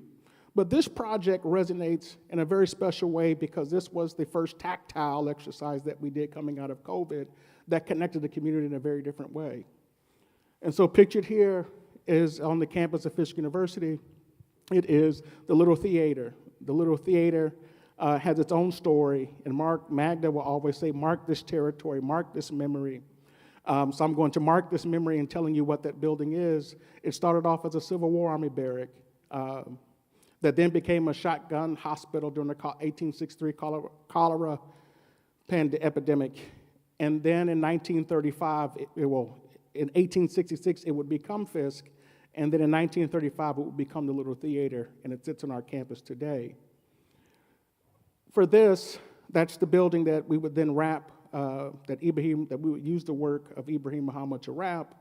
But as part of this project, we had a community of sewers. We had students on campus. We had students at Vanderbilt. We had a sewing collective at the Magruder Family Center that was sewing.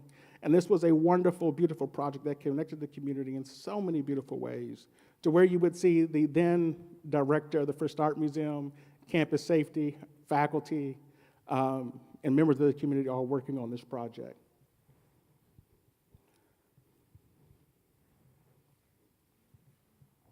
So these are just a few examples that by marking these spaces that then we're able to begin to have the conversations that the engine aspires to do. I'm going to move forward to more recent ones when we had Nugent Smith on the campus with the Bunda House Project. Again, these are things that are happening, and even sometimes when working with Magda, you know that you're being pushed, pulled, and brought along, and you don't always know where you're going. And so for this particular one, though not viewed, the performance went from outside and into the gallery, which was quite a sight. This is Jeanette Ehlers. This was another braiding circle intervention that would happen on campus. And this would be housed in Cravath Hall, where Jeanette Ehlers would go from the first floor to the second floor, and behind you are the murals that Aaron Douglas did in 1930.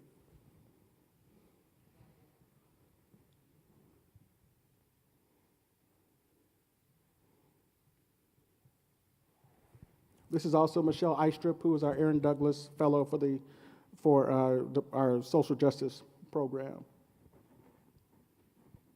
But I wanted to just show these slides. I didn't plan to be clicking through them. I'd hoped to just have them as a reference. But I'm happy I did. I'm going to put it down. Okay. I would just note that I have 2 minutes, so therefore I will begin to close. So to talk about the place that Magda, to talk about placemaking, is that Magda has hit Nashville, as Cheryl Finley had described, as a force of nature. And that we're seeing where we are taking these challenges head on and beginning to unpack them and to move needles. I don't know anybody that has had the capacity to bring people together, or even a state, and I didn't get a chance to talk about the Tennessee Triennial, where she authored the theme of repair, that really brought together 3 parts of the state. And if you know Tennessee, you know that east is a different state, Middle Tennessee is a different state, and West Tennessee is a different state. And she's had the capacity to bring everybody together under this notion of how do we heal each other, how do we put each other together, and how can we move forward.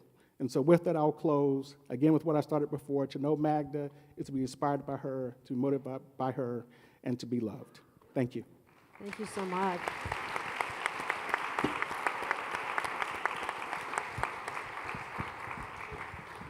I mean, that was so beautiful. You know, we started Odette with you, I think, affirming and asserting and helping us to see and feel the way that Magda, as a Black Cuban woman, really insists on the importance of her body and of your body and of women's bodies in her work. And Tatiana, I think you really beautifully unpacked the way that Magda creates these bridges, you know, from Cuba and the diaspora. And then I think Jamaal, you know, you're sort of living Magda in this moment, you know, and the ways in which she has boundless energy and has this extraordinary capacity to inspire people and to activate and to bring artists and to mentor students and colleagues.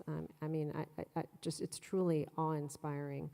So I want to give you a minute or two to perhaps bounce off each other if there's something that you heard that you want to comment on or underscore, and then we have a few minutes to, if we can maybe shift the balance of the lights, if there's a question from the audience. So is there something that any of you would like to say to each other or observe about the connections between your presentations? And if not, we'll... Okay. Well, why don't we turn it over? Is there a way to shift the balance? Because I can't hardly see the audience. Yeah, there we go. Much better. Thank you. Hi, everyone. It's nice to see you. So does anyone have a question or a comment or something they'd like to share? Don't be shy. Mm-hmm. Great. Thank you. Hi, everyone. Thank you so much for your words today. I wanted to know what's one of the most powerful things that Magda has taught each of you through her work, or what carries you through it? Wow. Thank you.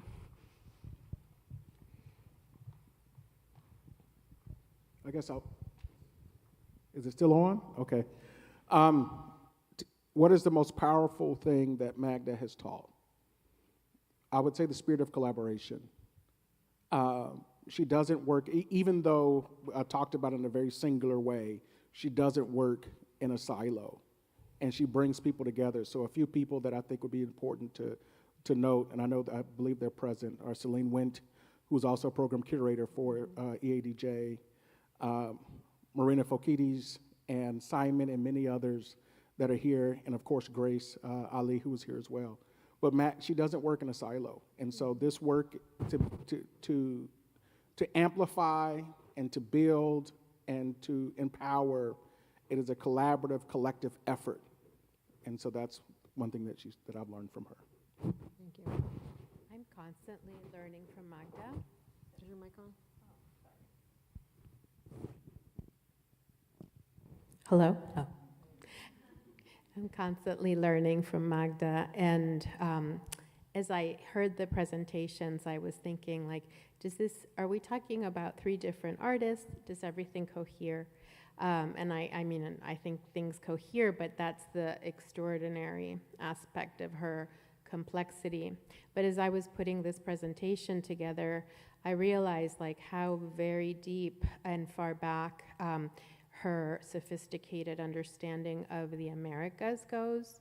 And so I think that that's what I come away with, having prepared this presentation, that she makes me understand the Western Hemisphere and our collective history in ways that I'm constantly learning from and turning back to her work and getting that much more out of it. And it's open? Yes, open. Thank you. So in my case, is wonderful, as I was somehow trying to express in my presentation, epistemological tool, as the way she saw her work, actually, it's not her, as the way she is able to articulate through her work many questions and many ideas that we cannot actually express through the discourse. And specifically, I am thinking about the inaccuracy of any of our identities. Yes, I focus my presentation on the black female, the body of a black female, a Caribbean, and of course Cuban woman, but it's any identity, any of the identities, the boxes that that has been constructed and has been imposed to any of us from the society, and that really are not accurate. And she is able, through fragmentation, through the use of water, through the use of the liturgic elements of Santeria, for instance, to offer us the possibility of actually to articulate our inarticulation. And that's why also I was talking at a certain moment about intersectionality, but it's actually beyond that. Thank you. Thank you. What a rich question and beautiful answers. Someone else? I have a kind of a comment and question. I wanted to say that I live in Nashville, and I have had just a wonderful experience getting to go to these interventions and see this art popping up in my city, where we had art going on, but this has really brought a whole new spirit to the city. And the work that she has done with placing Nashville as more of a place of a center, decentering where the conversations are happening in the country and in the world. It's been amazing to see that transformation in the city. And so on one hand, I want to thank her, and I want to thank Jamaal for all of the work you've put into creating a sense of confidence and the level of conversations we can have, and the type of art we can have in our city. So I also wanted to know, Jamaal, what's coming next with the ADJ? Is it going to continue? Are there going to be new interventions? Just very interested.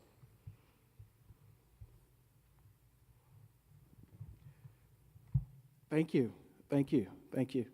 And it's so one. I couldn't see who was speaking, but I'm so thrilled that we have more. I've seen several Nashvillians, but so thrilled that you all are here. In short, I guess the best way to think about what's happening with the ADJ, we're getting ready to start back up. So I think Grace will be in Nashville, I guess in the spring, and so we'll start up the new season in the spring. Thank you. And I just wanted to mark as well that, Magda founded the Rios Intermitentes in Matanzas, and so the ways in which she sort of decenters hegemonic art world capitals and shifts the conversation to places that have not gotten the attention they deserve. And doing this in her hometown, I think, is another example of that. And there's countless other examples. I mean, she was that way in Boston, Dr. Finley showed images of Alchemy for the Soul, Elixir for the Spirit, and that was such an extraordinary multimedia, multimodal installation. And one of the things that I thought was so beautiful about it was both the way that it connected the triangle trade, the transatlantic, Havana, Matanzas, and Boston, but also the way that it spoke to historical truth, right? The uncomfortable truths in the North Atlantic, where we think enslavement and historical violence is always someplace else.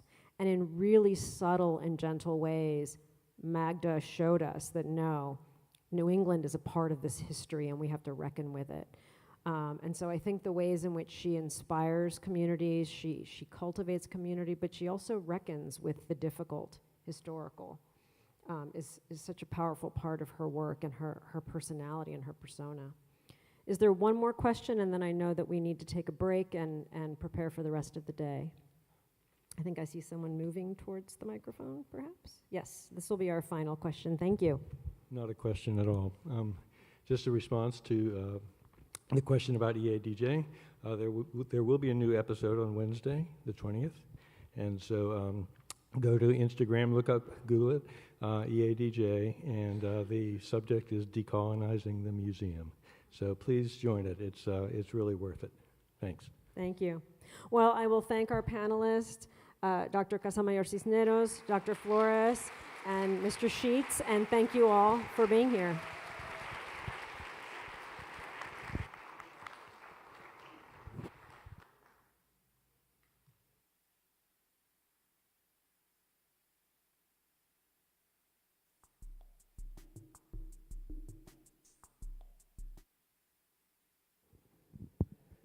Thank you. Thank you so much for joining us for this first portion of our symposium celebrating María Magdalena Campos-Pons Behold.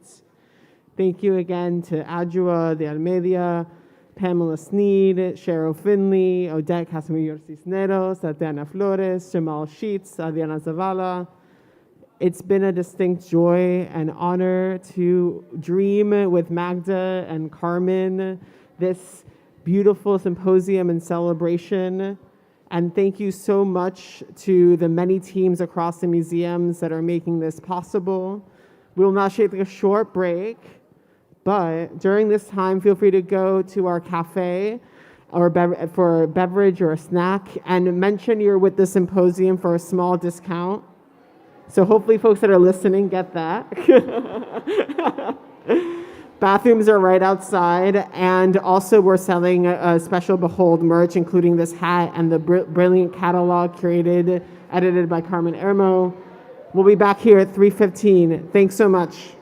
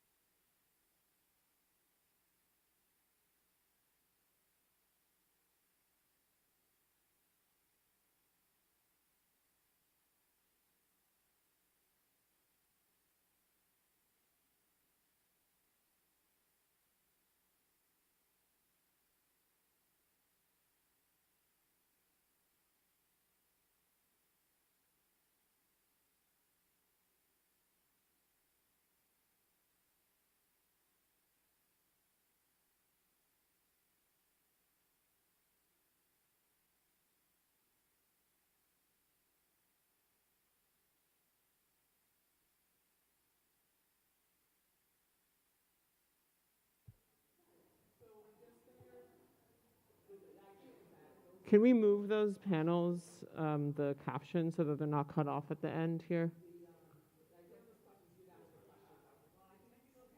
Oh, yes. Carla has them.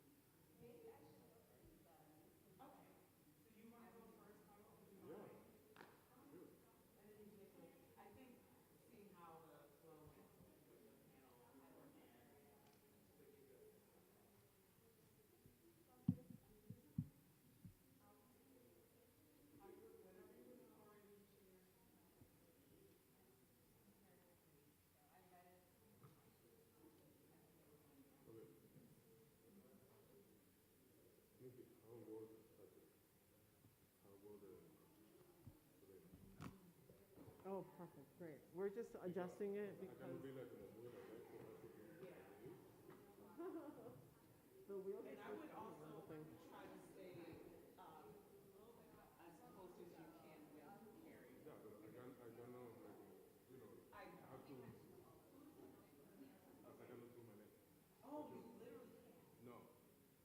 Would it be easier if you were on this side? It's okay. You're good. To see your slide? To see your slide? To see his own slide. Yeah. You can't turn your neck to the right. No, no.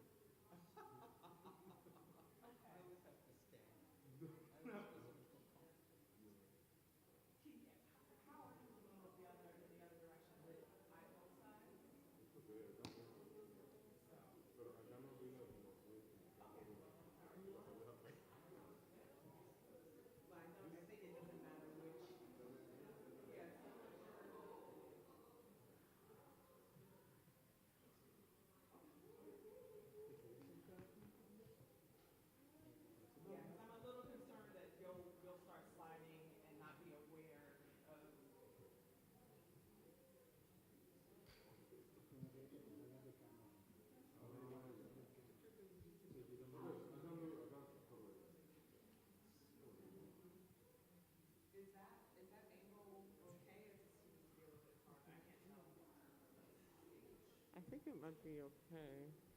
Oh, yeah. Right? Yeah. I was sitting all the way over here, so it's hard for me to see there, but that's only if it is.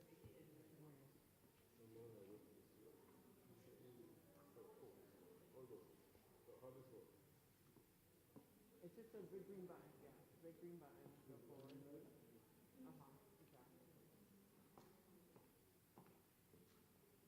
Exactly. And then the other, it's the other button. No, it's the, oh, yeah, yeah, yeah.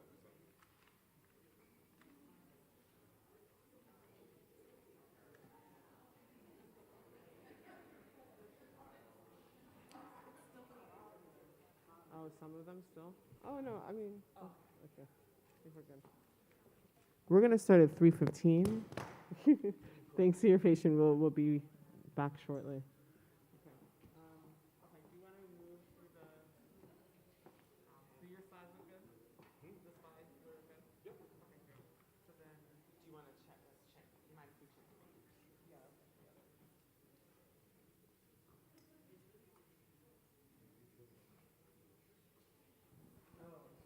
Oh, because... La tuya es esa. La mía está al lado. Where's the...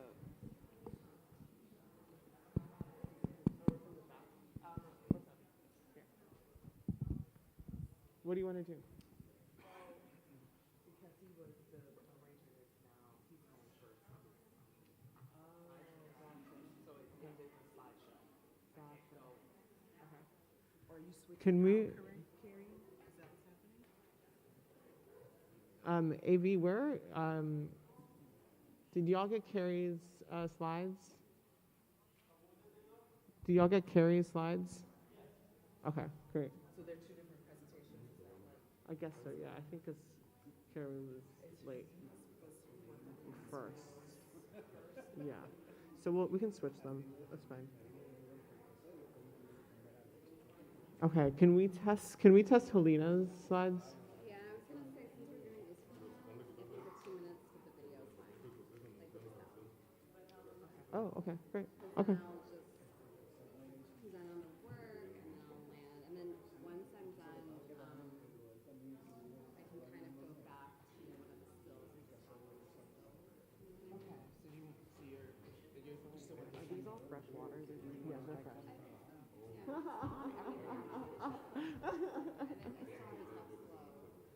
No, he actually can even understand English fine. It's for the interpreter to translate for Carlos. So when I talk, I can just speak my regular. Yeah, you can speak in your regular voice. Oh, okay. Yeah, It's just I misunderstood initially. it's when he speaks that he needs to teach you stuff so I can actually interpret, so I can actually capture all of this. Thank you. Do you have your own mic, or are you coming to the? I would probably can use that one because you said that we have a mic. And you have your own. Oh, okay. You can pass it to me. You can pass it to me and it's right. Okay.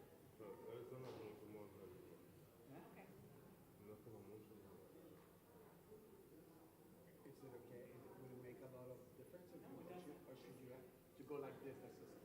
That's fine. Whatever you are you comfortable with just passing back and forth, or would you prefer to have your own? I prefer to have my own. Let's get you that.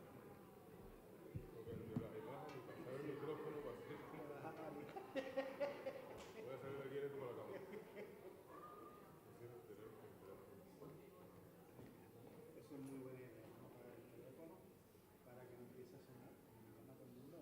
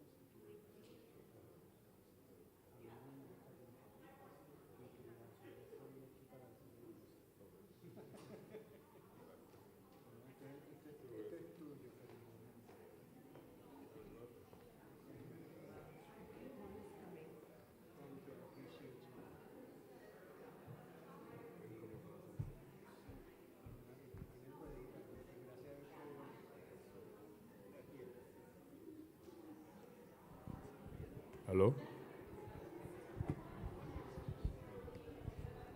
1, 2, 3.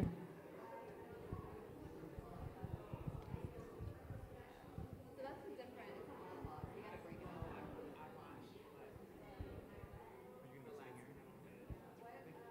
What happened? Like, so.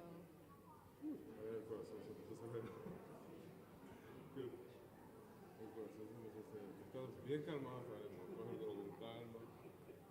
Ya siempre sucede.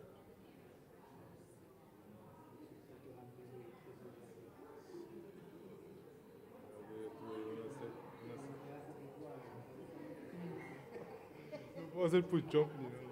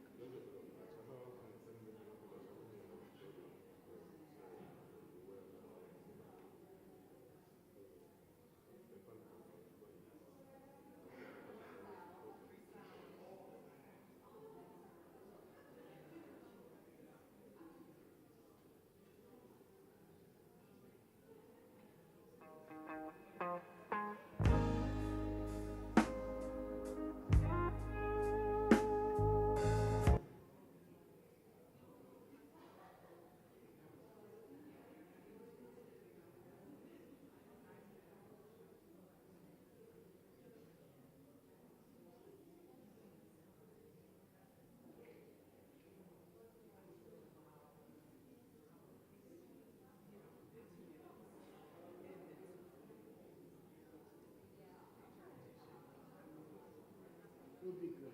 It's going to be in time. It's going to be beautiful. The goddess is with us. There's going to be she's present. We need to just honor her presence and just show her.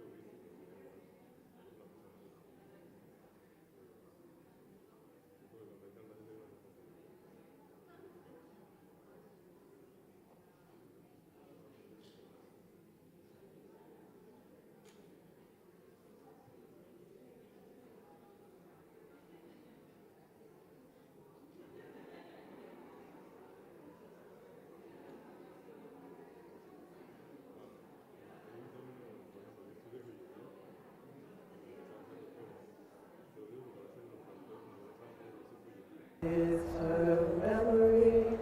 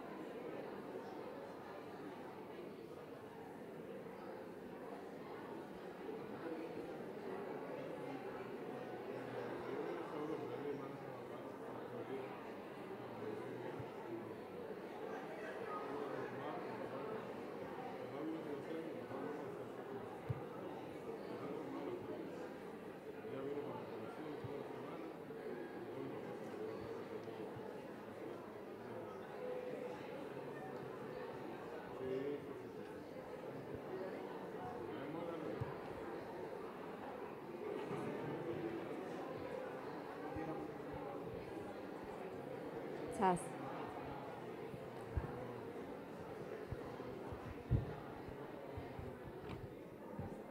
Hi, everybody. Welcome back. Welcome back. Thanks so much for joining us again for this very special celebration of María Magdalena Campos-Pons Beholds here at the Brooklyn Museum. My name is Danilo Machado, and I'm producer of public programs, and it's been my joy and honor to dream with Magda and Carmen and so many other brilliant artists, scholars, poets, and creative to make today possible. It's now also my pleasure to introduce Dr. Nikki Greene, who will be moderating our final roundtable. Dr. Greene is Associate Professor of Art History at Wellesley College and author of the forthcoming, yes, all right, Wesley in the house. Thanks for bringing your students. It's very in sync. And author of the forthcoming Grime, Glitter, and Glass, The Body and the Sonic in Contemporary Black Art from Duke University Press. Yes, that title. So good, so good. Which represents a new interpretation of the work of Renee Stout, Radcliffe Bailey, and of course, María Magdalena Campos-Pons. The book considers the intersection between the body, Black identity, and the sonic possibilities of the visual using key examples of painting, sculpture, photography, performance, and installation. Dr. Greene also served as co-producer of the film When We Gather, based on the extraordinary vision by Magda Campos-Pons, who's moved after the election of Kamala Harris as Vice President-elect of the US, and directed by Cody Elaine Oliver. Greene also wrote and hosted the accompanying online special broadcast, When We Gather Together, a behind-the-scenes look at the film meant to move people to join in the global celebration of women. Screenings of the film and program continue to take place in museums, nonprofits, and universities around the country. She most recently held a visiting scholar position at Colgo Institute of the Humanities at Brown as one of the inaugural New England Humanities Consortium's Faculty of Color Working Group Mellon Fellows.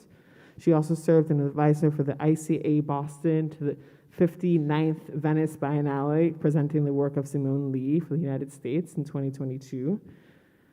Nikki A. Greene received her BA with honors from Wesleyan University, her master's and PhD in art history from the University of Delaware.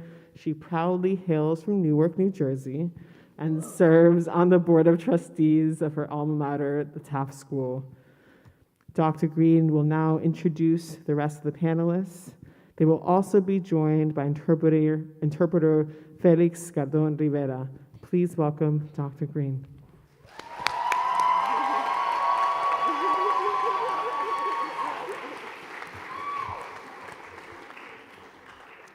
That's my rowdy students who traveled all the way from Wellesley, Massachusetts to be here.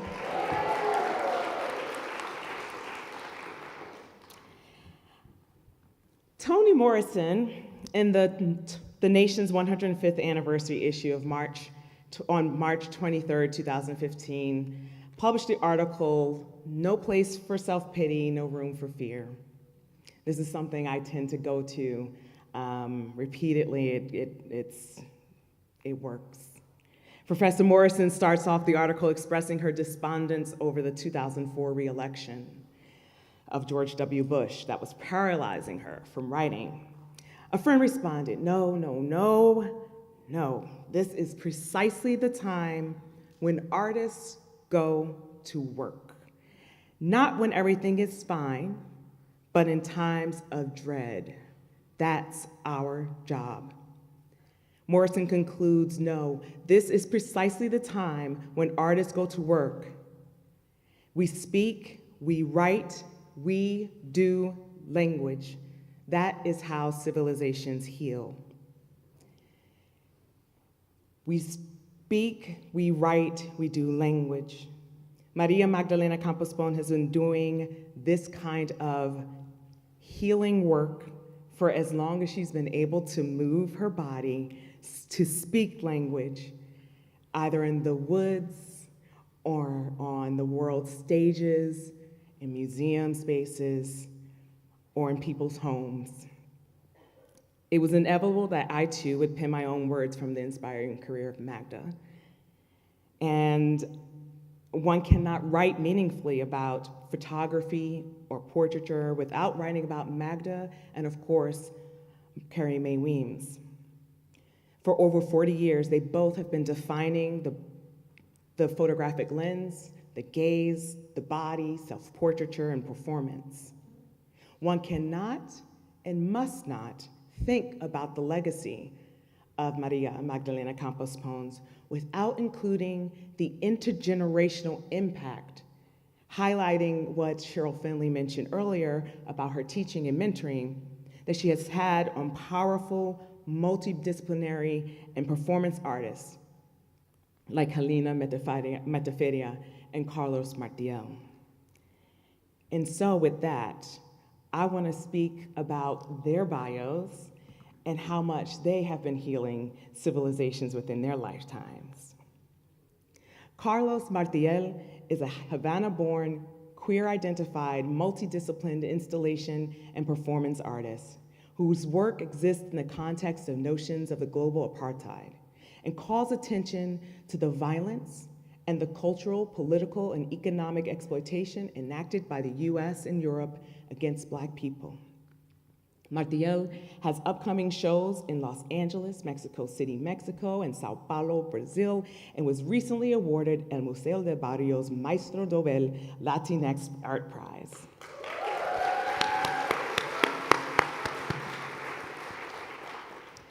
Helina Metaferia is an interdisciplinary artist working across collage, assemblage, video, performance, and social engagement.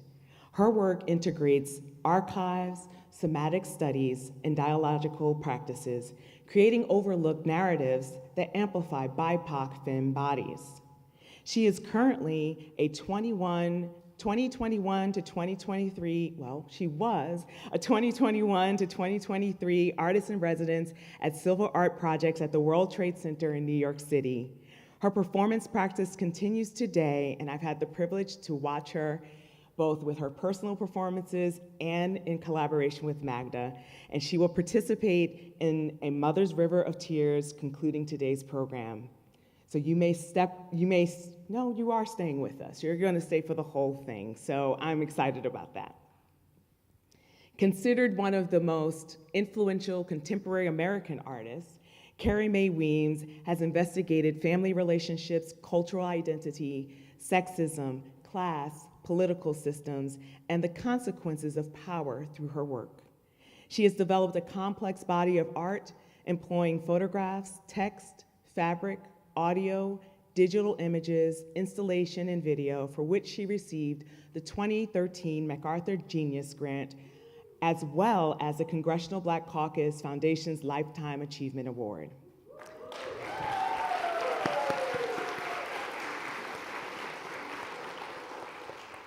Weems's work was recently featured in A Moment in Every Direction, Legacies of the Great Migration here at the Brooklyn Museum, and in 2020 with her Resist COVID Take 6 Public Art Initiative.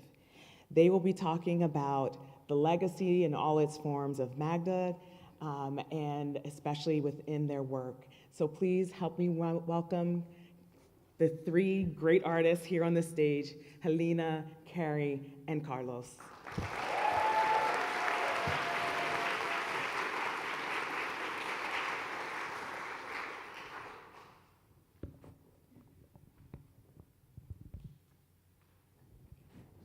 Aló.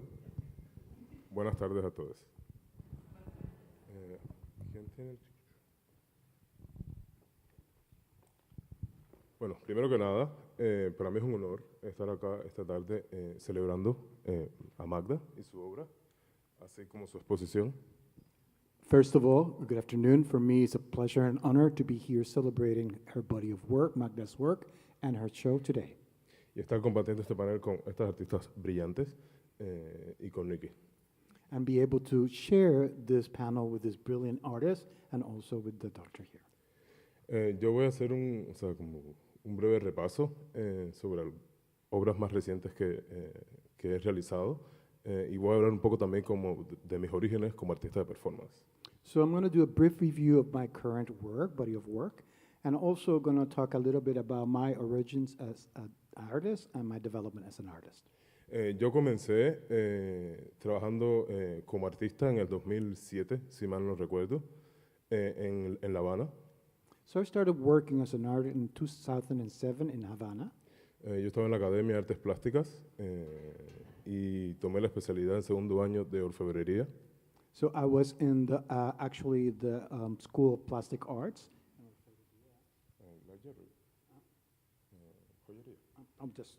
And he was working in jewelry design. En esos momentos yo tenía una profesora que me impulsaba mucho a hacer un trabajo de joyería no convencional. And at that time I had a teacher that wanted me to do work in jewelry that was non-conventional work.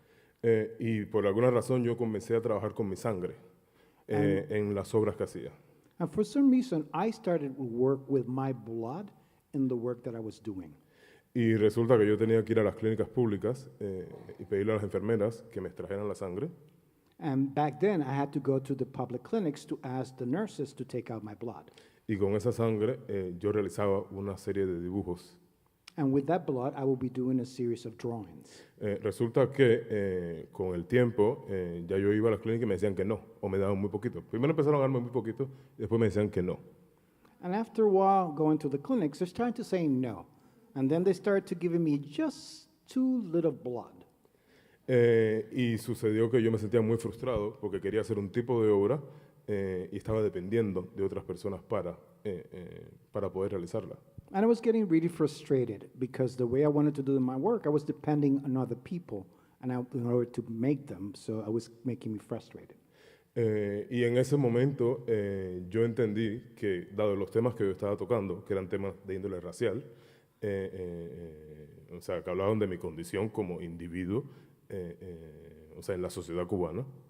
So at that time, I was trying to talk about my individual issues as an individual in terms of my race in the Cuban community, in the Cuban society.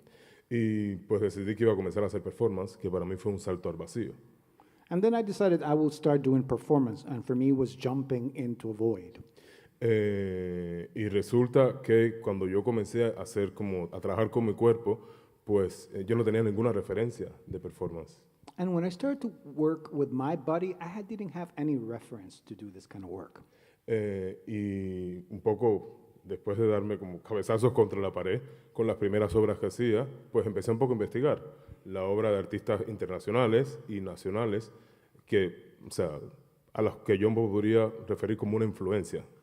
And after hitting my head against the wall bunches of times, I started to looking at international and national artists to start creating a reference to my work. Y bueno, uno de los artistas como que, o sea, nacionales, aunque Magda en ese momento no vivía en Cuba, ya se había ido, que yo encontré un poco en mi investigación fue la obra de Magdalena Campos-Pons. And one of the artists that I found during my research was the body of work of Magdalena. Que en ese momento me pareció increíble la primera referencia que yo tuve de ella fueron fotografías, más que nada, y creo que de alguna manera ayudó en mi formación como artista de performance. And the first thing that I saw from her was her body of art in photography, and that actually started giving me the influence on how to do my work. Y bueno, los primeros temas que yo toqué como artista, estando en el contexto de Cuba, eran cuestiones raciales, cuestiones de migración y sobre todo la imposibilidad que tienen los cubanos para poder desplazarse fuera de Cuba. And the first issues that I addressed and topics that I addressed were race issues, issues of immigrations, and the issues of displacements of Cubans and how to work out of the country. Yo me fui de Cuba en el 2012 y eso fue un punto de inflexión para mí y para mi trabajo. And I left Cuba in 2012, and that was a point of inflection for me and in my work. Porque yo entendí que a mí no me interesaba ser un artista cubano que habla de Cuba viviendo fuera de Cuba.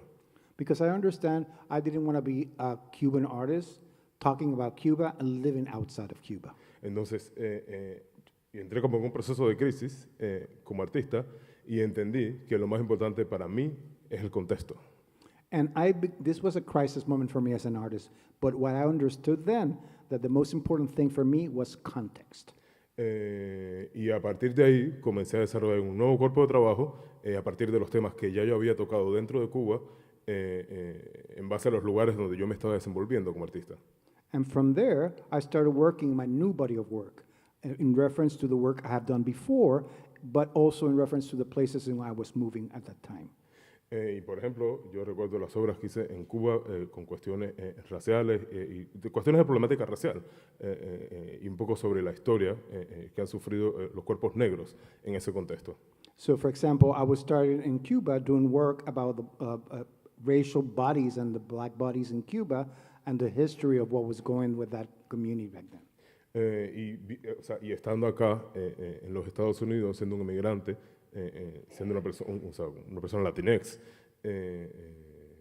o sea, como que de alguna manera como esos temas, o sea, como que se extrapolaron acá, un poco a la experiencia que yo estaba viviendo.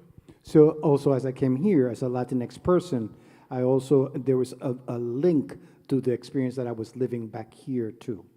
Y bueno, esta pieza, que se llama Monumento 2, que realicé en el Museo del Guggenheim, es una obra que un poco habla como de esa transición o de esas cuestiones raciales que me ha tocado un poco extrapolar. So this is a piece that was actually presented in the Guggenheim Museum that is called Monumento 2. It's called Monument 2, that actually represents the situation that was going through, and it's actually a representation of how I was living that moment. Bueno, no específicamente ese momento, pero un poco como mi percepción o mi experiencia como cuerpo negro en este país. And not as much that moment, but it's also the perception as a black body in this country. Y bueno, esta pieza se llama Fundamento, que realicé en el 2020, como unas semanas después del asesinato de George Floyd. And this is called Fundamento, which it happens a couple weeks after the murder of George Floyd. Y es una obra que hace referencia a la historia de opresión, o sea, que han vivido los cuerpos racializados en este país. And this is a story of the history of the black bodies and the way they have been racialized, and the story of what they lived here in this country. Y esto es otra pieza que igual se conecta con la anterior, se llama South Body, en la cual, bueno, permanecía acostado con una bandera de Estados Unidos como enterrada en mi piel. And this is also related to that. It's called South Body. And I was laying down on the floor with then American flag sticking through my skin. Y bueno, es una obra que igual se conecta con las historias de opresión y racismo que viven determinados cuerpos. No solamente en Estados Unidos, sino en lo que se considera el sur global. And this is also a representation of what black bodies experience, not only here in America, but in the global South. Bueno, eso era un poco mi presentación, creo que es la última imagen. This is a little bit of my presentation. Muchas gracias. And thank you. Y algo más. Something more. Y he decidido hablar en español para honrar mi lengua, que me encanta. And I'm doing this to speak in Spanish to honor my tongue, my language.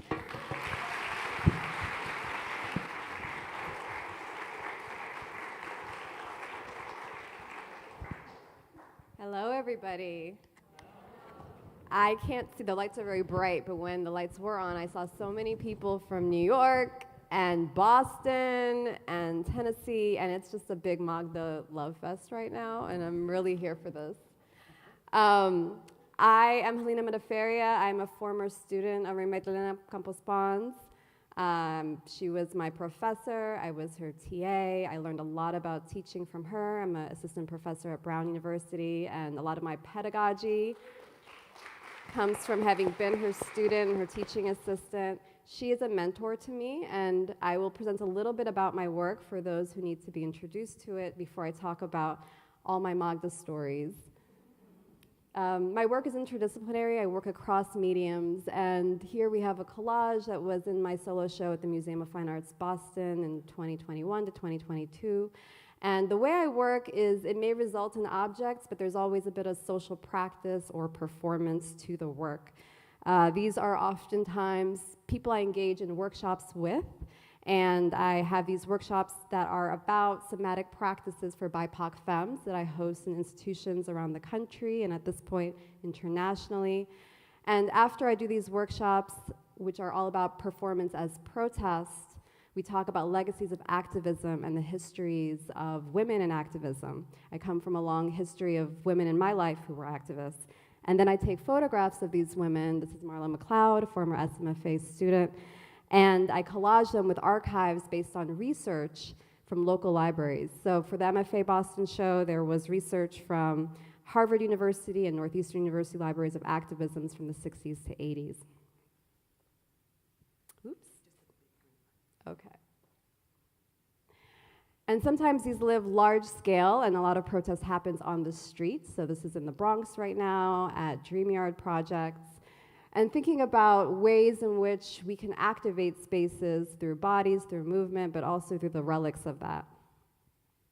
At the Sharjah Biennial, I presented sculpture, installation, I presented video, and a live performance. So the remaining works are from the Sharjah Biennial in 2023.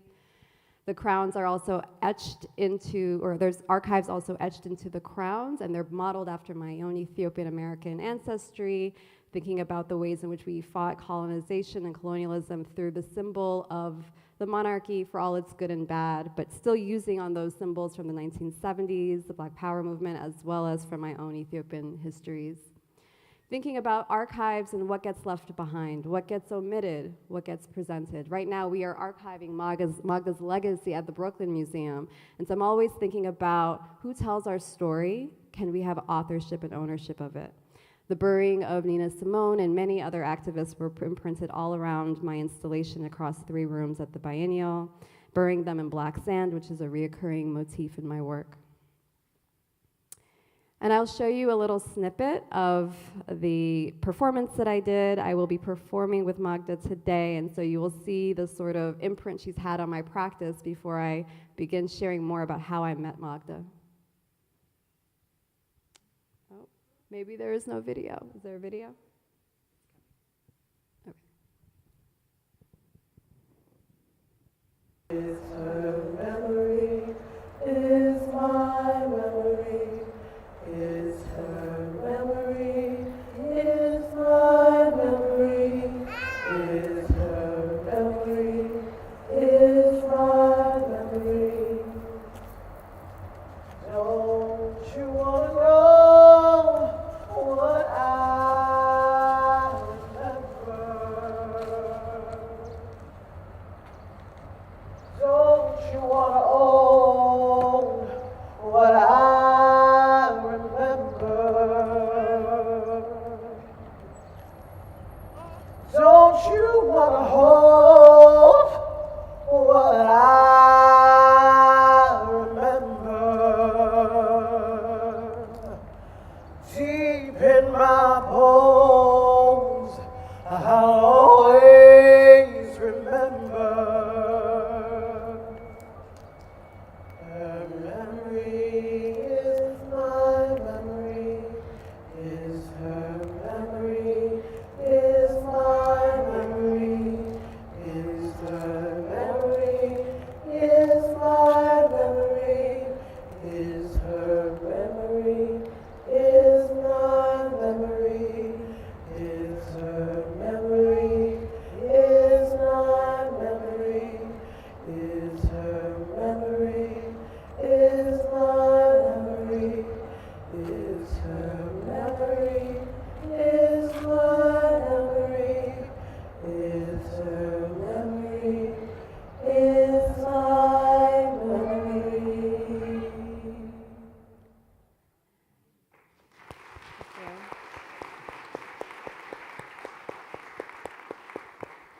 So I will go back to a resting slide while I talk a little bit Magda. So how did I meet María Magdalena Campos-Pons? I'll start by saying I have been very blessed to have many, but I can list at least 5 Black women mentors in my life, and it's part of the reason I teach. I will say my mother is one. She's no longer living, but she always stays very close to me. She was an Ethiopian women's activist, and a lot of my work is in tribute to her. And my high school art teacher, who also was like, I think you should be an artist, Dr. Monifa Lovasante, who introduced me to Magda, and so Monifa Lovasante was my undergraduate professor. And I was in the moment of struggle in my career as many artists. As I know I have some students in the crowd, and I also have some younger folks that I know who are in the crowd. I was in that point and that juncture that which feels very familiar to many, which Carlos also mentioned, where there was confusion about what the direction of the work. And so I spent a little bit of time after my undergraduate degree trying to figure out ways in which, is that for me? Oh, I was like, we just started, tries to figure out which ways to go. And Dr. Monifa Levisante, she suggested 5 professors across the country. Why don't you study with somebody? Maybe you need guidance. And Magda was one of the people so I was like interviewing people to study with. And what was so beautiful about that experience was I really got to think about my values and trying to pair it with somebody who can maybe offer some experience. Magda, as you know, as many of you know, is very charismatic. So I had a phone call with her. And the first thing she said is she saw my work. She's like, I love the work, come. And I was like, where are you? I'm in Boston. I had never been to Boston. And so I was like, okay.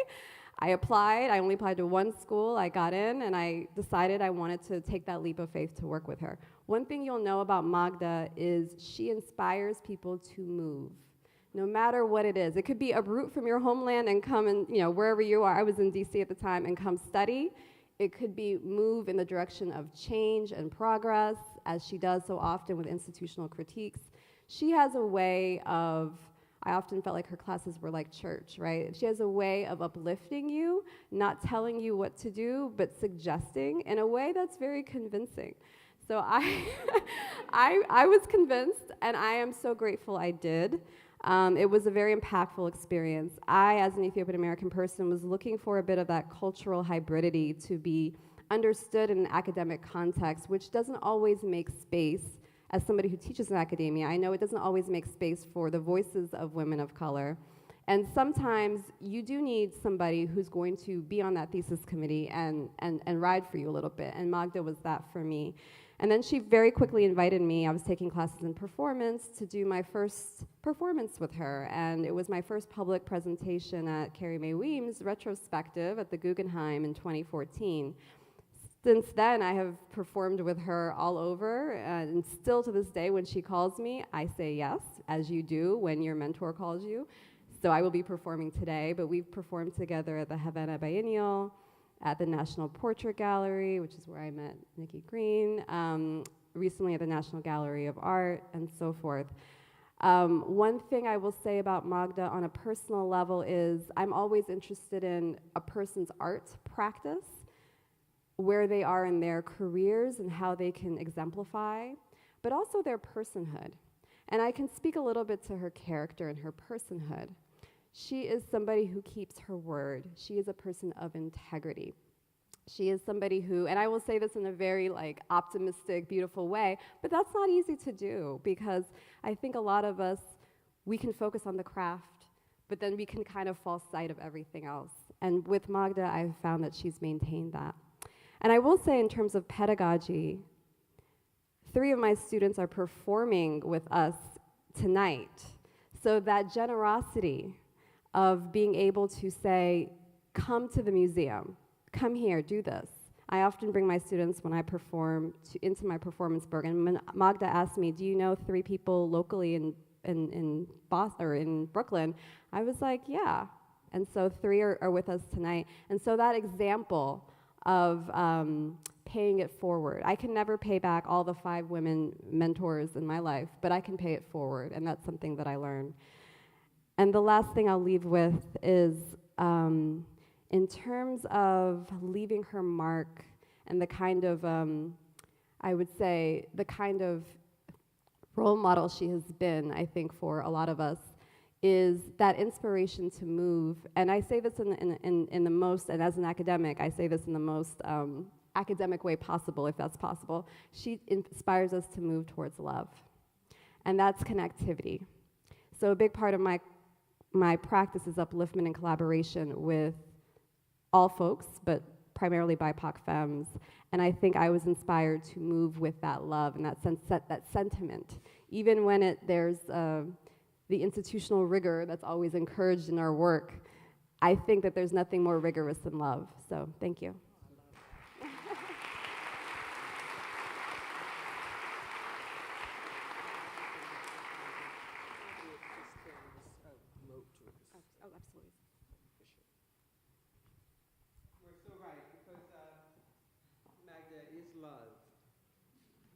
She is love. This work is love. This work is love. She is tireless. She is restless. She is determined that she is going to move. And she's going to move us all. And there's nothing like getting up early in the morning because the call might come at 6, 7, and it's Magda. Carrie, this is very important. This is very important. We have to do this, Carrie. We must. Right? It's like, it's like I pick up myself. It's like, oh no. It's 7:30 in the morning. And you do it because she's calling. You do it because she's calling. She's truly an amazing, extraordinary woman. And this work, this effort, this work, this effort, this work, this effort, this work, this effort. I'm just going to say just a few things. Because you walk through a door, you climb the stairs and you walk through a door, and you have a certain kind of experience. And I've been thinking about Magda. I'm so really happy that I was invited to do this, Nikki. Thank you so much for having me, because it gives me just a moment to reflect on who she is and the power of this work and the meaning of this work and where it has taken me and what I'm thinking about Magda. And so this week, the James Webb Telescope discovered a new planet, K2-18b, 120 light years away. It appears to have an ocean of water on its surface and signs of conditions for other forms of life. Every time we look, every time we peer out into the world, we see more of ourselves, we see more of our past, and we see more of our future. And it only adds to the conundrum of what is this thing? What is the meaning of life? After Einstein spent all those years studying the universe and developing the theory of relativity, he finally said, well, there must be a God. And every time a knot is untied, a God is released.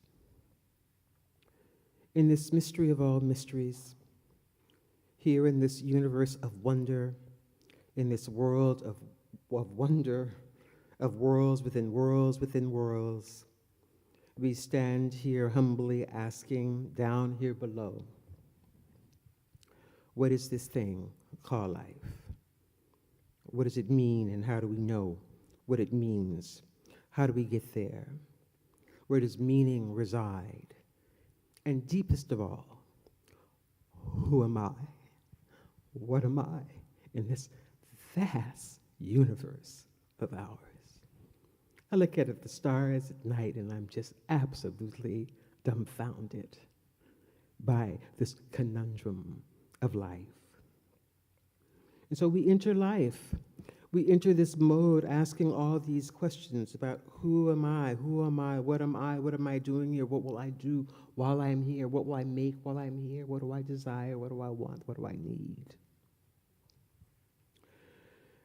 Some of us more than others, some of us are more conscious of the asking, more conscious of the questions, and we'll spend all of our lives seeking the answer to those questions. Sometimes they come, sometimes they don't. But to question, which is what I believe Magda does, is to dig even deeper into ourselves. It is the way that we enter that door and we encounter our fears, and we stare them in the face. Magda helps us do that. She helps us to look. The gods are talking, and the gods reveal themselves to us and the world, through the world and through us. And if we believe, then we have to act. If we believe, then you have to do something. You have to say something. You have to act out. You sit, you stand, you speak, you voice, you pray, you preach, you meditate. There's silence.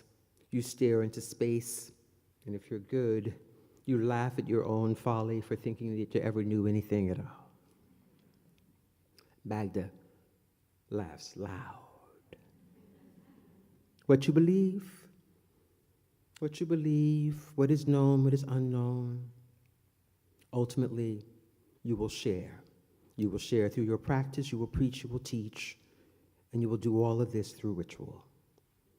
Magda links us to ourselves. Magda links us to Africa, to Cuba, to the diaspora, to our people spread throughout the colonized world. She calls on us because call and response is key.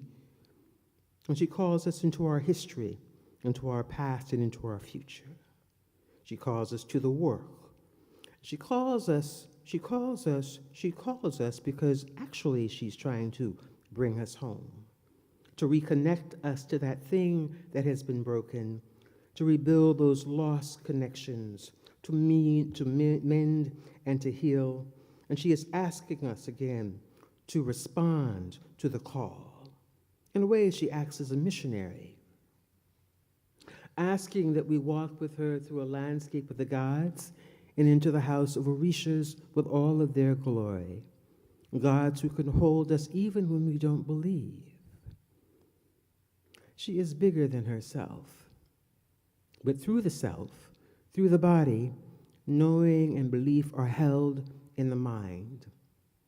This knowing and this belief are held in the mind, and they are carried through the body and extends then outward, making itself known through the rituals that are engaged. So then it's through ritual that we come to know her, through procession of the gods, the processions of the spirit, the processions of ancestors. I've known Magda since she arrived in the United States almost 40 years ago. Can't believe it. We come from a generation of artists who profoundly believe that there is a responsibility of the artist not only to work aesthetically, though beauty is beauty and beauty, and we embrace that, but to also work for the public good, which is what she has always done. She's an extraordinary artist, a worker, a missionary, determined to bring us together in some way that people have already spoken about. Her work is not only then her work is your work. And thus she gathers and she convenes. And finally, she leads us to legacy, to those people that have come before, to the artists that have come before. And one of the things that I thought would be important to do today would be to acknowledge and to recognize through this very short film a little piece about an extraordinary man that was very, very, very influential, not only to myself, but to Magdalena. Okwi and Wurzer.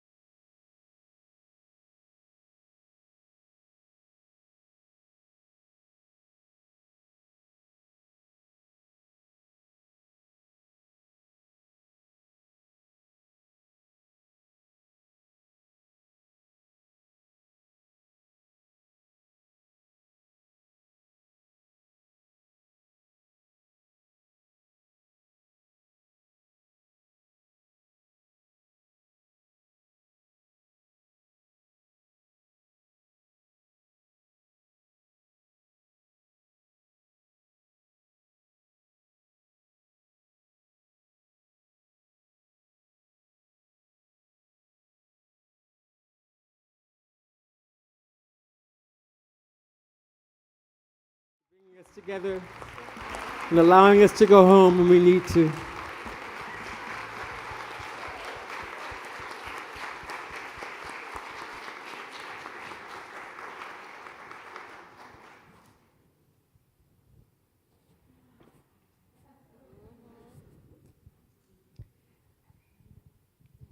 I actually assigned a reading by Okwuemweze for my students in preparation, and so this is really wonderful to see how interconnected we all are as we enter this space. And one of the questions, maybe I should let one of them answer it later, but one of the questions that came up in class this week is when artists, in particular, we're looking at Magda, but when you are in performance, right? We have the sense of performance being something out there, but so much of what you all do, your art is not outside of you, it is you. The performance is not outside of you, it is you. And it was an interesting question to grapple with. So as you think about your own practices and your own rituals that you give us privy to, while also inviting us in to collaborate, how much of it, just explain what that means to you, because I try to say that, I am, projecting on what's gonna happen in just a little while in the galleries. How open you are as a member, an audience member, is just how real it is, just how much love you feel, just how much the work and the effort you see and how much you get out of it. So I'm just curious if you each could talk about your own practices in ritual as it's been, played out in your careers. I think.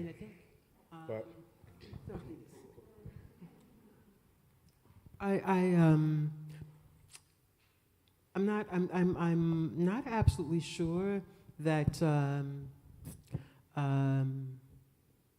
we use this word performance a lot, but I'm not absolutely sure that that's really the right word. I'm not sure if it's the right thing because it has to do with a kind of posing that I think is not really what this is.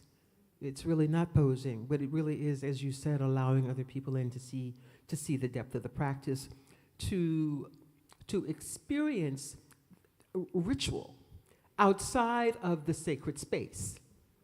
It's outside of the sacred space, but it's ritual nonetheless. And I think, in part, that that's really what's being negotiated and dealt with, and the strength, I think, and this really hit me, and I don't know, I would very much like to hear what you both think about this.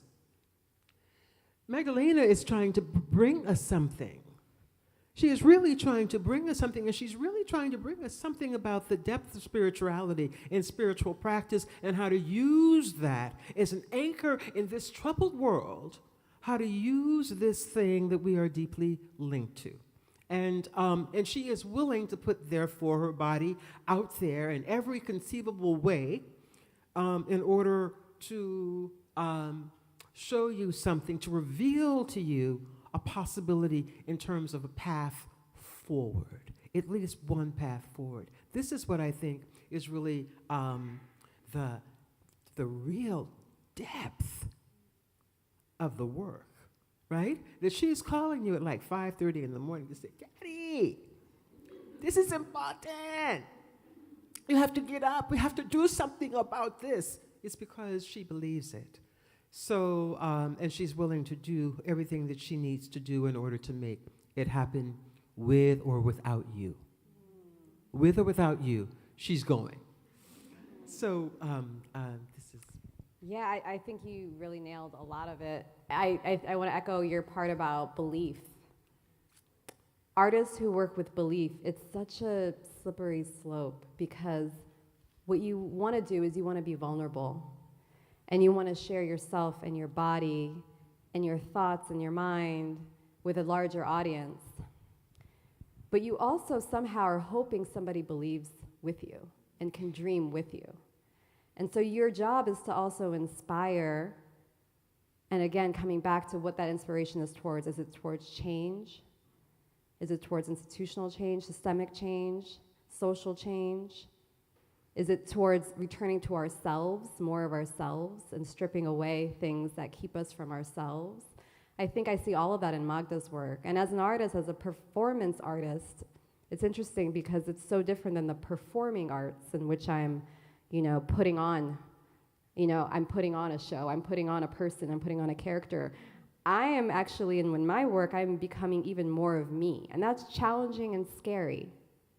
Because the vulnerability I'm showing with others is me actually digging deeper into me. That's how it becomes real. That's how it feels real. And so, yeah, I just want to think about what it takes to get people to come together, to dream together. It sounds symbolic, but I don't think she's working in symbolism. I think she's working with that spirituality in a way that we don't often see. It's not like we're performing the Orisha. She's like, we calling them in. That's what we're doing. A ver, yo creo que el performance de alguna manera es energía que se transmite y que se comparte. So I believe performance is energy, and it's energy that you transmit and you share. Yo ahora intento, con todo lo que se ha dicho, pensar en la cuestión ritual, que creo que es muy importante, en la transmisión de energía y de conocimiento. So right now I'm thinking about this issue of ritual, that is really important in sharing knowledge and also creating rituals.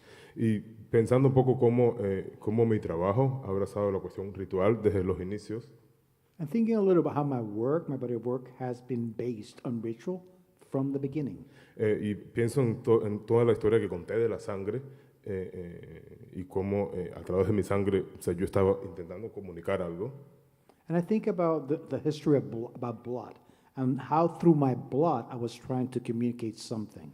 Pero estoy pensando también en las religiones de matriz africana, la religión de matriz africana, la religión yoruba que se practica en Cuba. And I'm also thinking about the religions that have this African matrix, like Yoruba, that is practiced in Cuba. Y que de alguna manera yo siempre he intentado como que poner como una distancia con la religión en mi trabajo. In one way or another, I always have tried to put a little bit distance between religion and my work. Pero hay algo de la religión que ha marcado la estética sacrificial de mi trabajo. But there's something that marks the aesthetic of my sacrificial work. Y yo creo que como que ese punto, como que es algo que se transmite, porque por ejemplo pienso en la obra de Magda y en todo el simbolismo y toda la ritualística y todo ese abrazo de la religión africana. And so I think about this through Magda's work on how it embraces all the rituals, all the African diaspora and work, and through the work that she does. Y cómo eso se transmite como en el circuito del arte contemporáneo y cómo eso se comparte. Pero cómo, de alguna manera, por ejemplo, este tipo de obra, la obra de Magda, sirve como link entre, bueno. And how this work, the contemporary work of Magda acts as a link between other. Disculpe.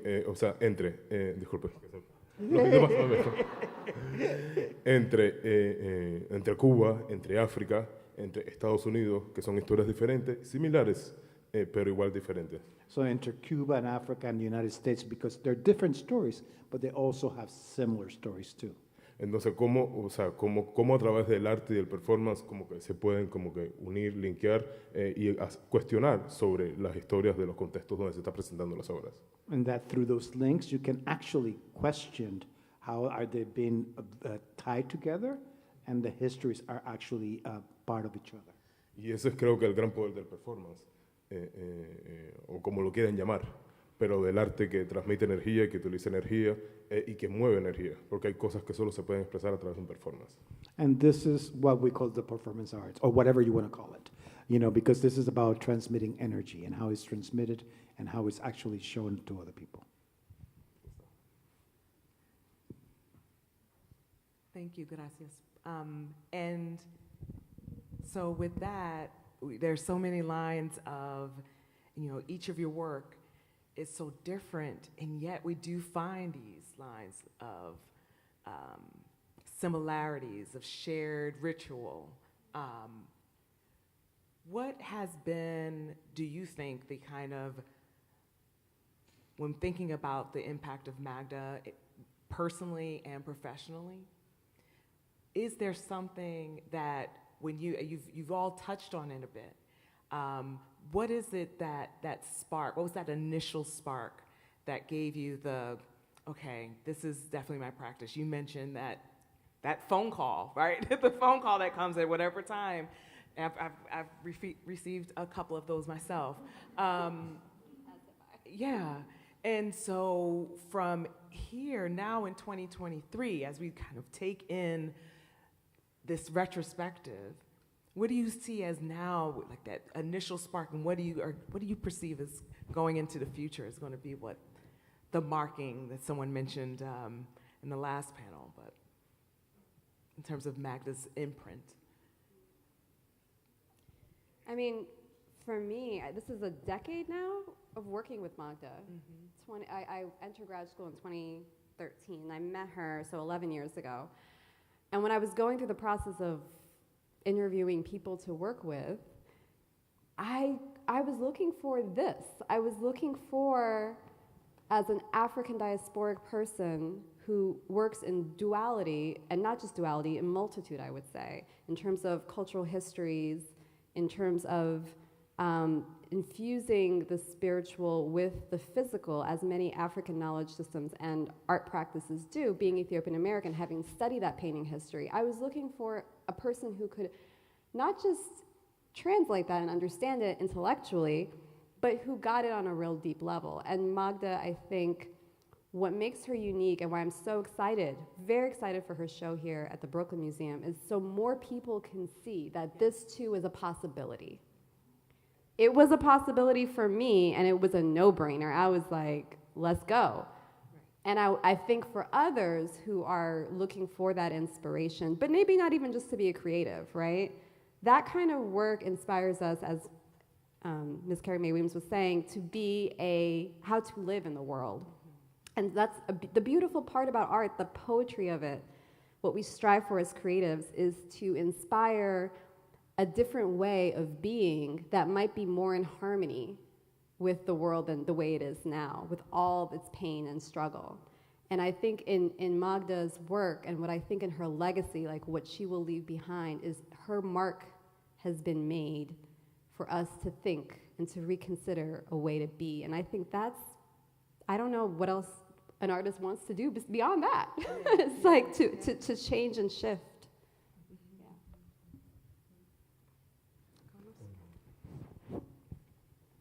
Estoy pensando en la primera vez que conocí a Magda en Cuba, en el 2011, creo que fue. Yo recuerdo que yo le presenté mi trabajo junto con otros artistas. So I was thinking the first time I met Magda was in 2011. I was showing my work with another group of artists. Y Magda me dijo algo que a mí de alguna manera se me ha quedado, como que registrado.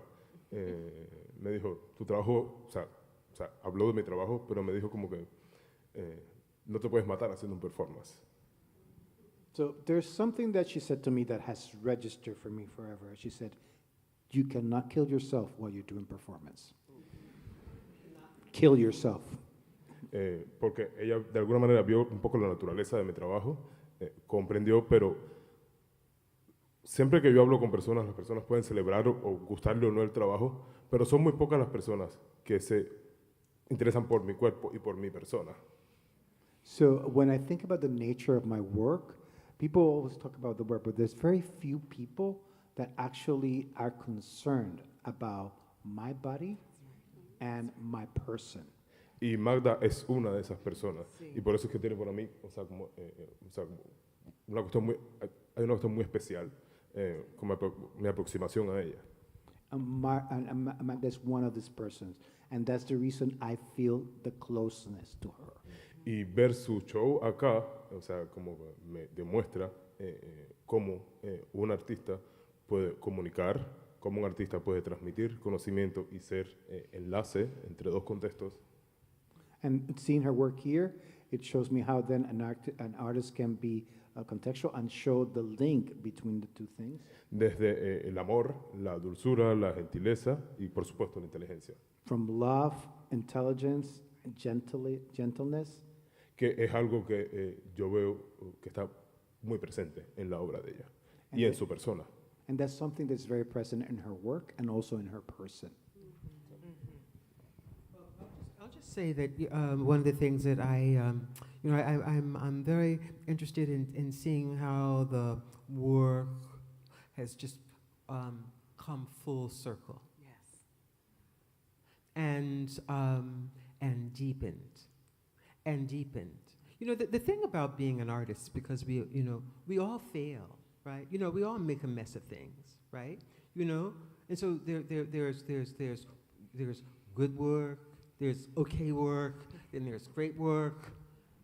You know, because you're trying, and the thing that's really evident about Magda is this ongoing, fearless attempt to try. To really work it.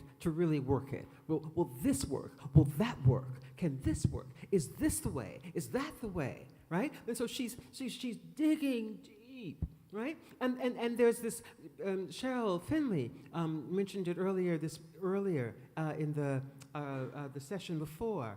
This materiality, this return to certain materials again and again, this repetitive form that she returns to again and again and again, really trying to understand how to make the work for her, which I think is really important. How do you make the work for you? And sometimes it doesn't, right? Sometimes you get in the way of the work, right? This is the problem of being an artist, right? When do you step back and when do you allow your ego to step back so that the work actually can really rise to what it needs to be? Right? You don't produce as much work as Magda has produced and not make some bad work. It's just impossible, right? I've made tons of really bad work. It's like, I made that.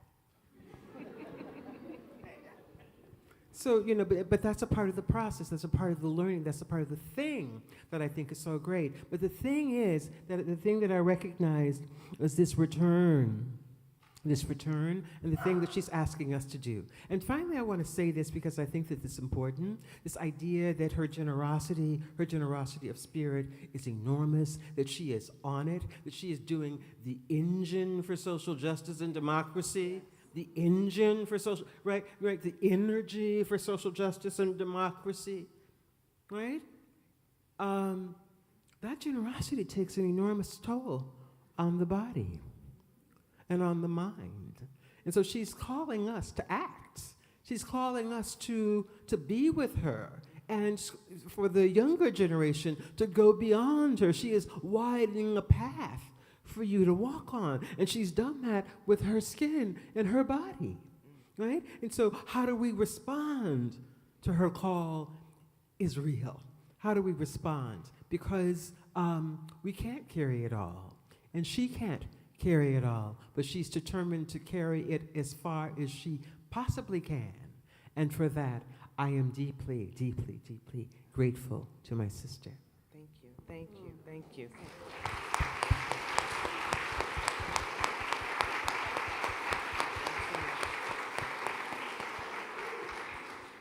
So I think we will open it up for questions. We do have a little time to do that.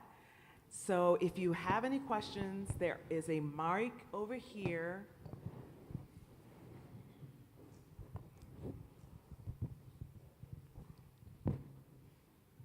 Extra credit for any of my students who decided to ask a question. I didn't really expect, I'm just sitting right next to the mic, so I thought I'd just get on here.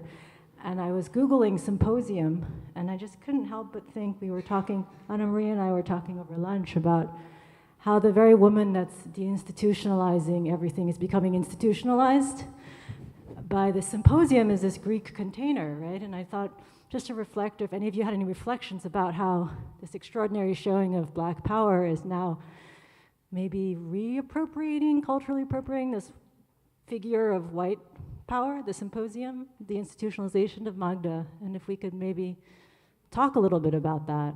How is this, how is her reframing and now her being framed and all of, I feel like this is her retrospective. Is that a question? Or is it a provocation, or both? Yes and yes.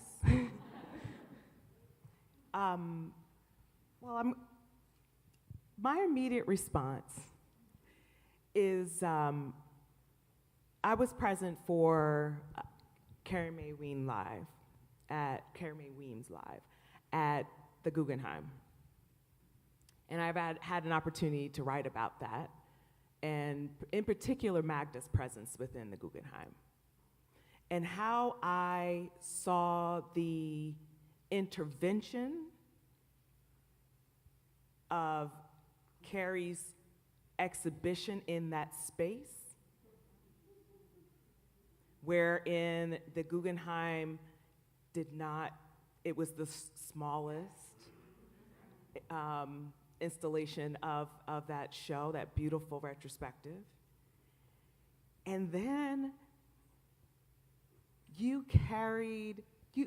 that day when Habla Mi Madre was performed, I could see from the rotunda on the floor to the 5th floor rafters.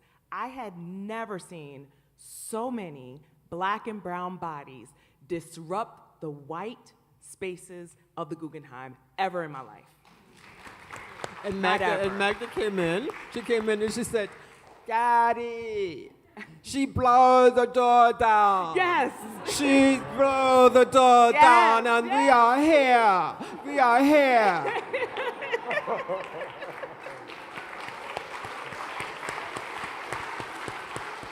Talked about, speaking truth to power. That's right. These institutions, I think, but I understand your question too, and I think that it's a fair question. These are the institutions of note. These institutions matter, and who comes to these institutions matter. What they exhibit matters, and that Magda is here, I think, will be very, very important for this institution in the same way, miraculously, that my show actually was for the Guggenheim. And what these symposiums do, what they bring together also is another level of awareness, not only for the audience that's here, but also for the institution. So that institutions are really, most museums are playing catch up. Right, they're playing catch up. They're behind, right? And so a part of what we bring is what we bring. And what we bring, I think, is really sort of extraordinary. And to be left outside of this institution would be much more of a problem. So I think that, Magda is clear about how she's framed. She's tough as nails. She understands what's going on. I know Anne must be exhausted right about now, right? Because she has a clarity of what this work means and how she wants it to be seen and represented. And for that, again, I really sort of salute her and the curatorial team that put it together.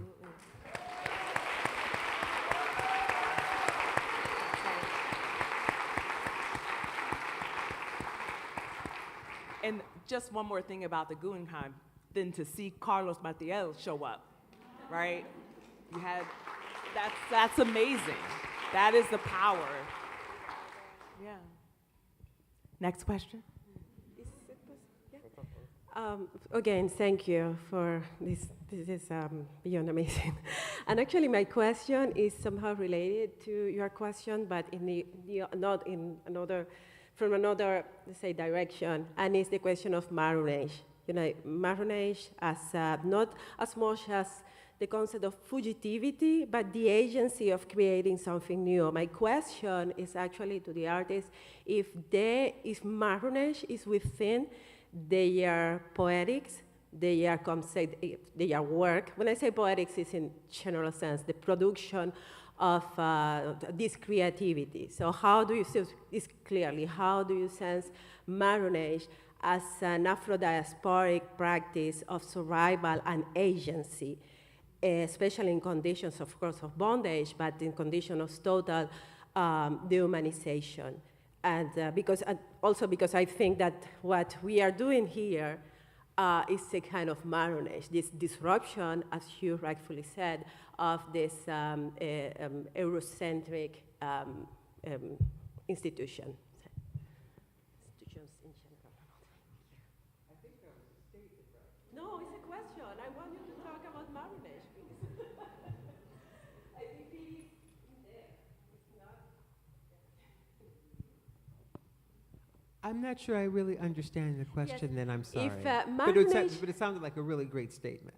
No. The question is, please, if ever it's in your work, marronage. No. Yeah, marronage. Yes.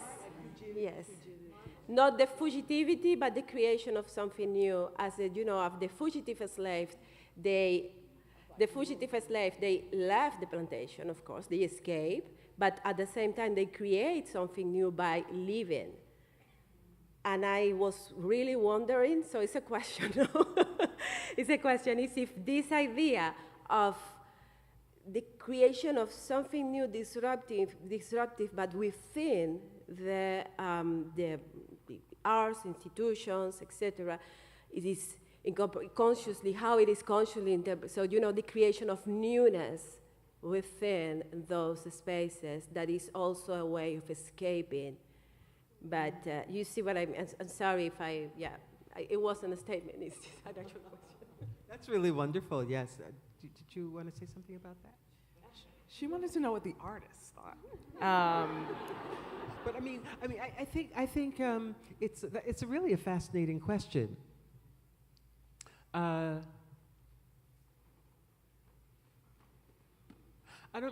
not really sure that that maybe in every instance there's a kind of newness that's born out of something that has not been seen before, right? That there is there is something that is profoundly shift-making and radical in the way in which it is, quote, perceived and introduced within this context, right? Within the context of this museum.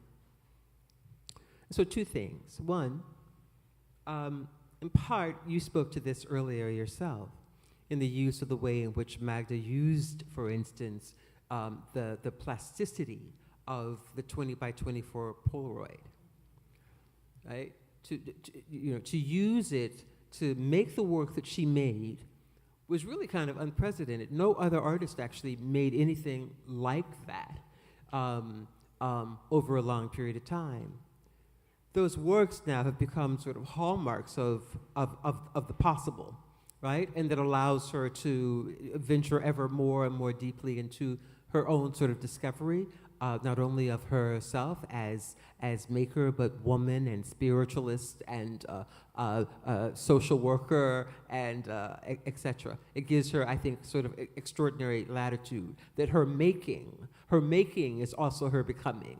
And I think that in that way, then, you can talk about that in relationship to the institution as well, that her intervention here is a way in which the museum itself, then, and the institution itself, can begin to posit new ground for the future that is to come, that we don't know exactly what that looks like, but we know exactly where we are today.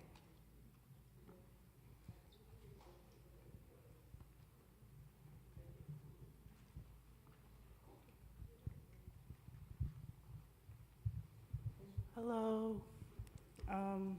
Thank you all for being here and speaking so authentically about your work. So you all spoke about the sacrifice of making work and existing as you are. I was just wondering how you make sense of this immense responsibility and immense toll on yourself as a person and as an artist, and do this while remaining whole and remaining true to yourselves in the work. I can speak to that. So I teach social practice in the artist body at Brown, and one assignment that I give my students is something that I do as well. We think about care and care for body, and then we think of care and communal care, so ways in which we're giving that care, and then we think about the ways we've received care, and that is a weekly homework for the whole semester. So the cycle of what I come to, how I'm able to perform, it's because I received. I received from Magda over the years. I received from many people in this room who have supported through as curators, as colleagues and friends, as students. And so I receive, and I acknowledge that. I name it, because that has power. And then I also care for my own being and my psyche and myself. And then to Carlos's point, knowing our limitations of the body and also, being reminded of that. But naming for me is also an empowering practice. We do that when we call names of those who've deceased. We do that to remember them. We do that when we name what's hurting us and what's helping us. And so that is a way that I've empowered myself. And I stick to that as a private ritual that I don't have to share, because we've been talking about as public ritual. So there's all kinds of private ritual which we do every day, all of us, whether they're spiritual or mundane or physical. But keeping that up and keeping ourselves up, that's sustainability. And that's why Magda looks so good over the years, because she practices that same care for herself and her community. And I drink and smoke.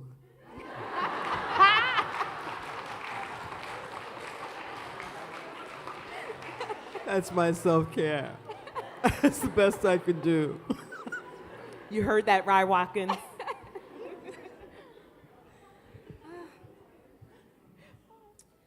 I think I should also echo my upperclassmen's words in saying thank you so much for coming and for talking more about your art and your inspirations for doing so. My name is Ozzy, and over the summer, I myself started a creative endeavor in terms of writing. And after I finished my writing and I came to campus, many people asked me, why did you start this endeavor?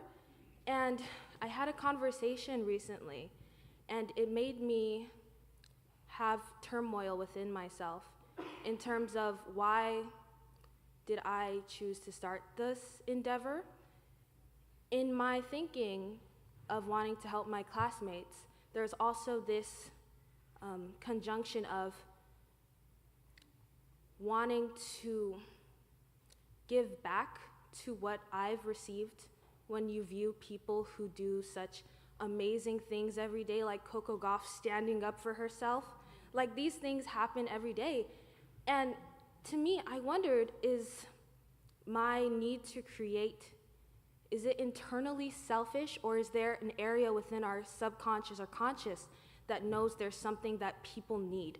So I wonder if our own needs, perhaps, if there's something within us that knows that there's something that must be released, or if it can also conjunct with this supposed selfishness that I've been struggling with in terms of when it comes to creativity. Is all our work to inspire others and to simultaneously inspire ourselves? It starts with you. It starts with you. I'm terribly selfish. I'm notoriously selfish. I love it.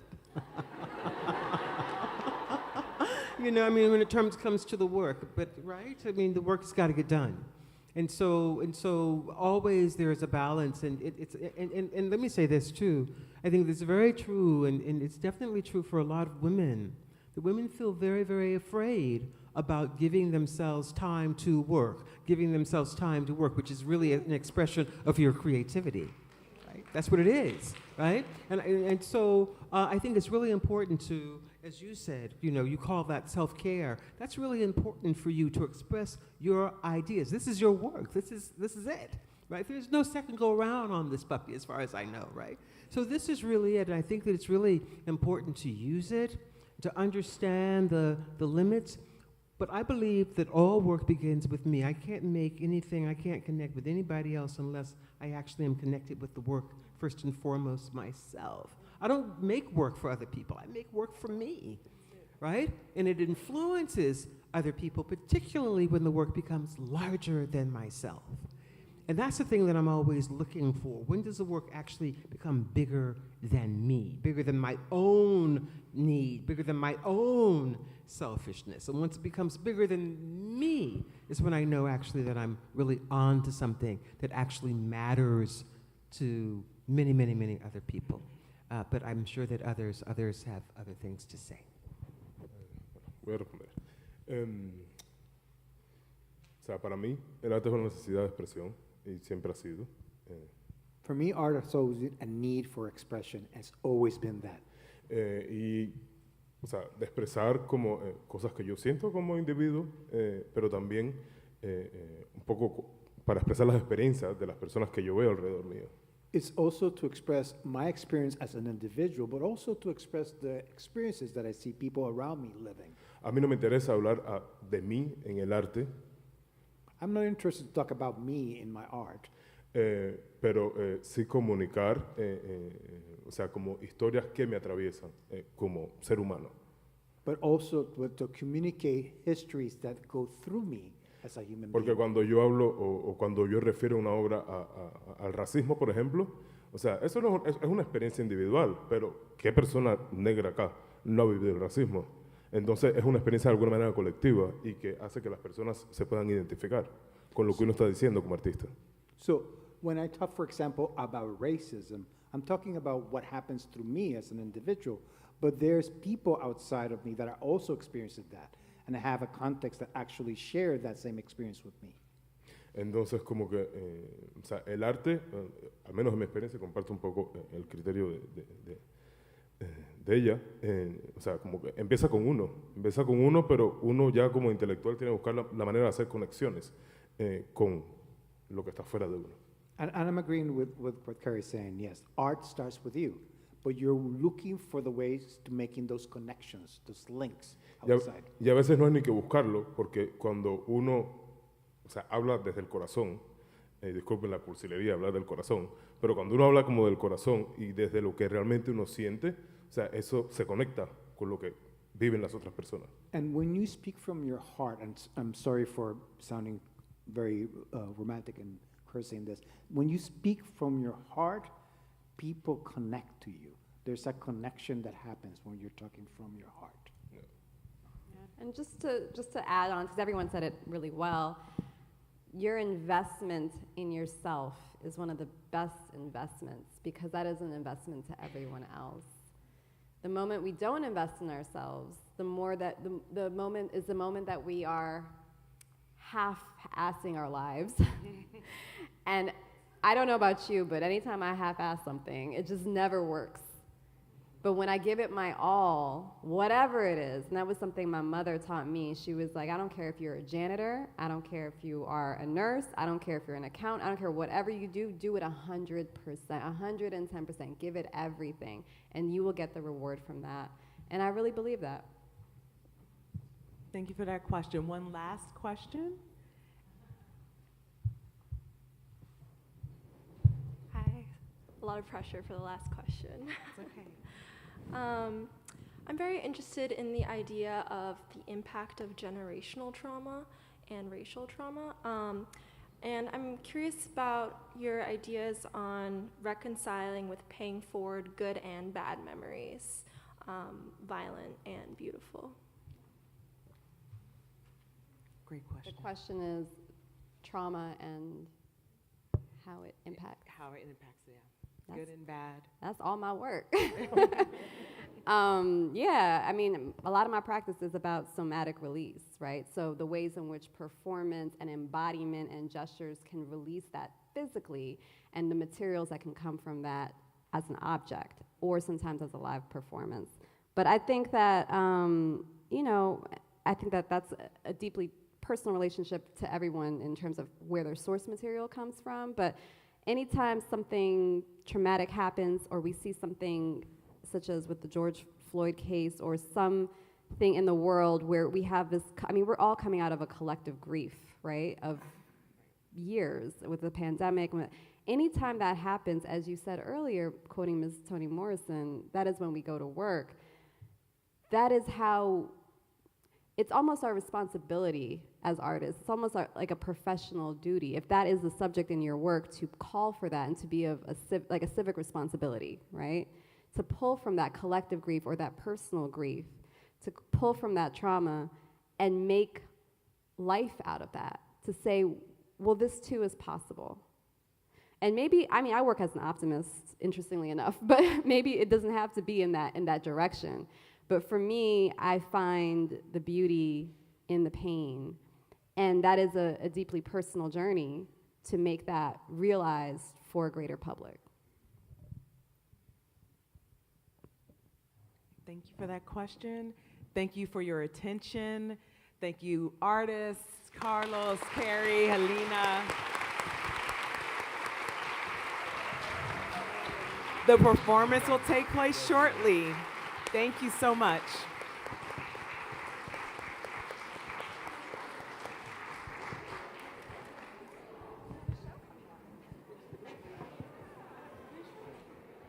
Okay, amazing work. Thank you, thank you. Y'all can relax up here. You did the amazing work up here. I'm speaking to everybody out here. Hi, everyone. Good afternoon. Thank you for being here today.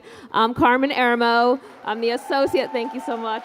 Thank you, thank you, thank you. I'm the Associate Curator of the Center for Feminist Art here at the Brooklyn Museum, and I'm here to close the program with words of thanks and a bit of framing for María Magdalena Campos-Pons' new performance, A Mother's River of Tears, which will debut shortly.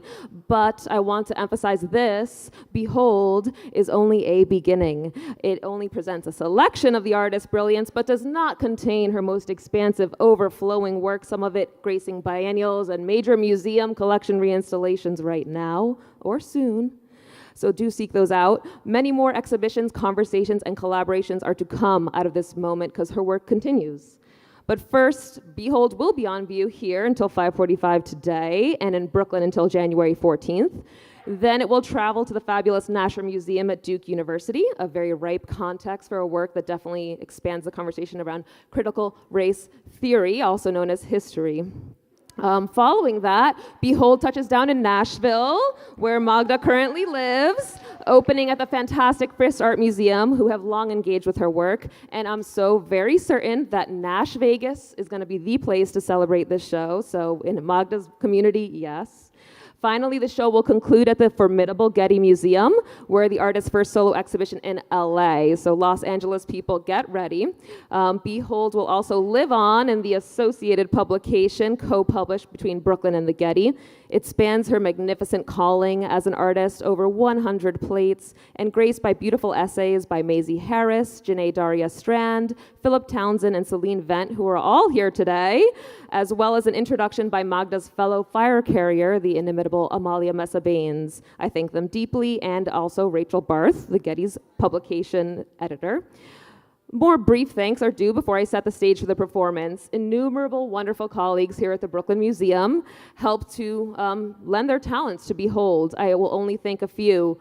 Melinda Zofel for her beautiful exhibition design, Paloma Obregon for her registrarial magic, Gwen Arriaga for managing it all, Bonhei Ku for the powerful graphic design, Sophia Bruneau as the insightful editor, and of course to my co-curators, Maisie Harris and Janae Daria Strand. I don't see Maisie, I see Janae.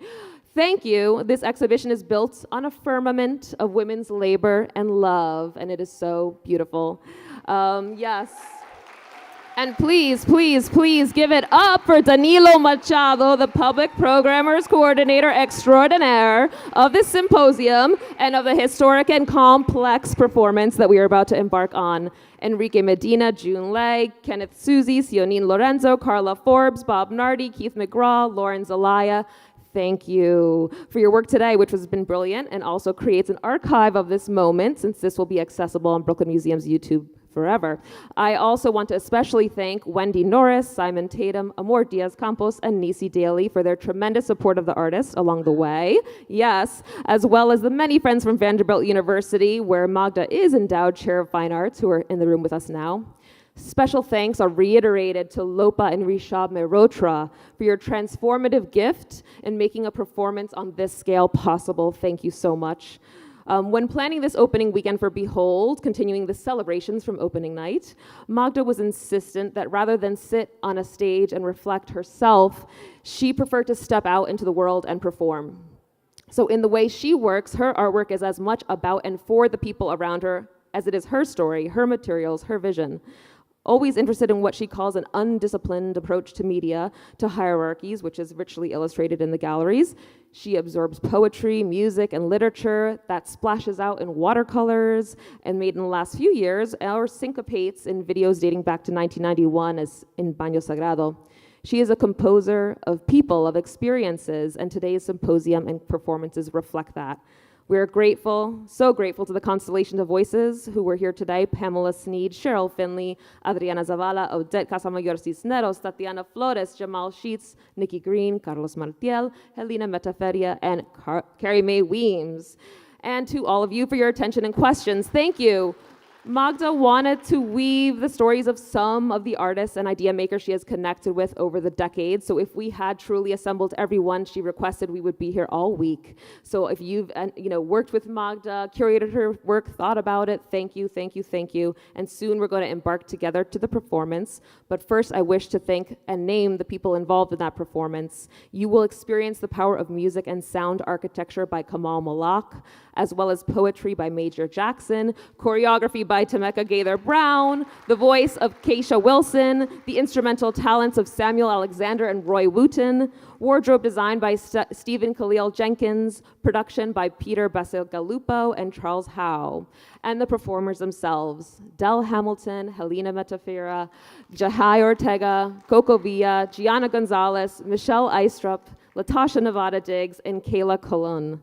Thanks to all in the performance for the honor of your presence, your labor, your love.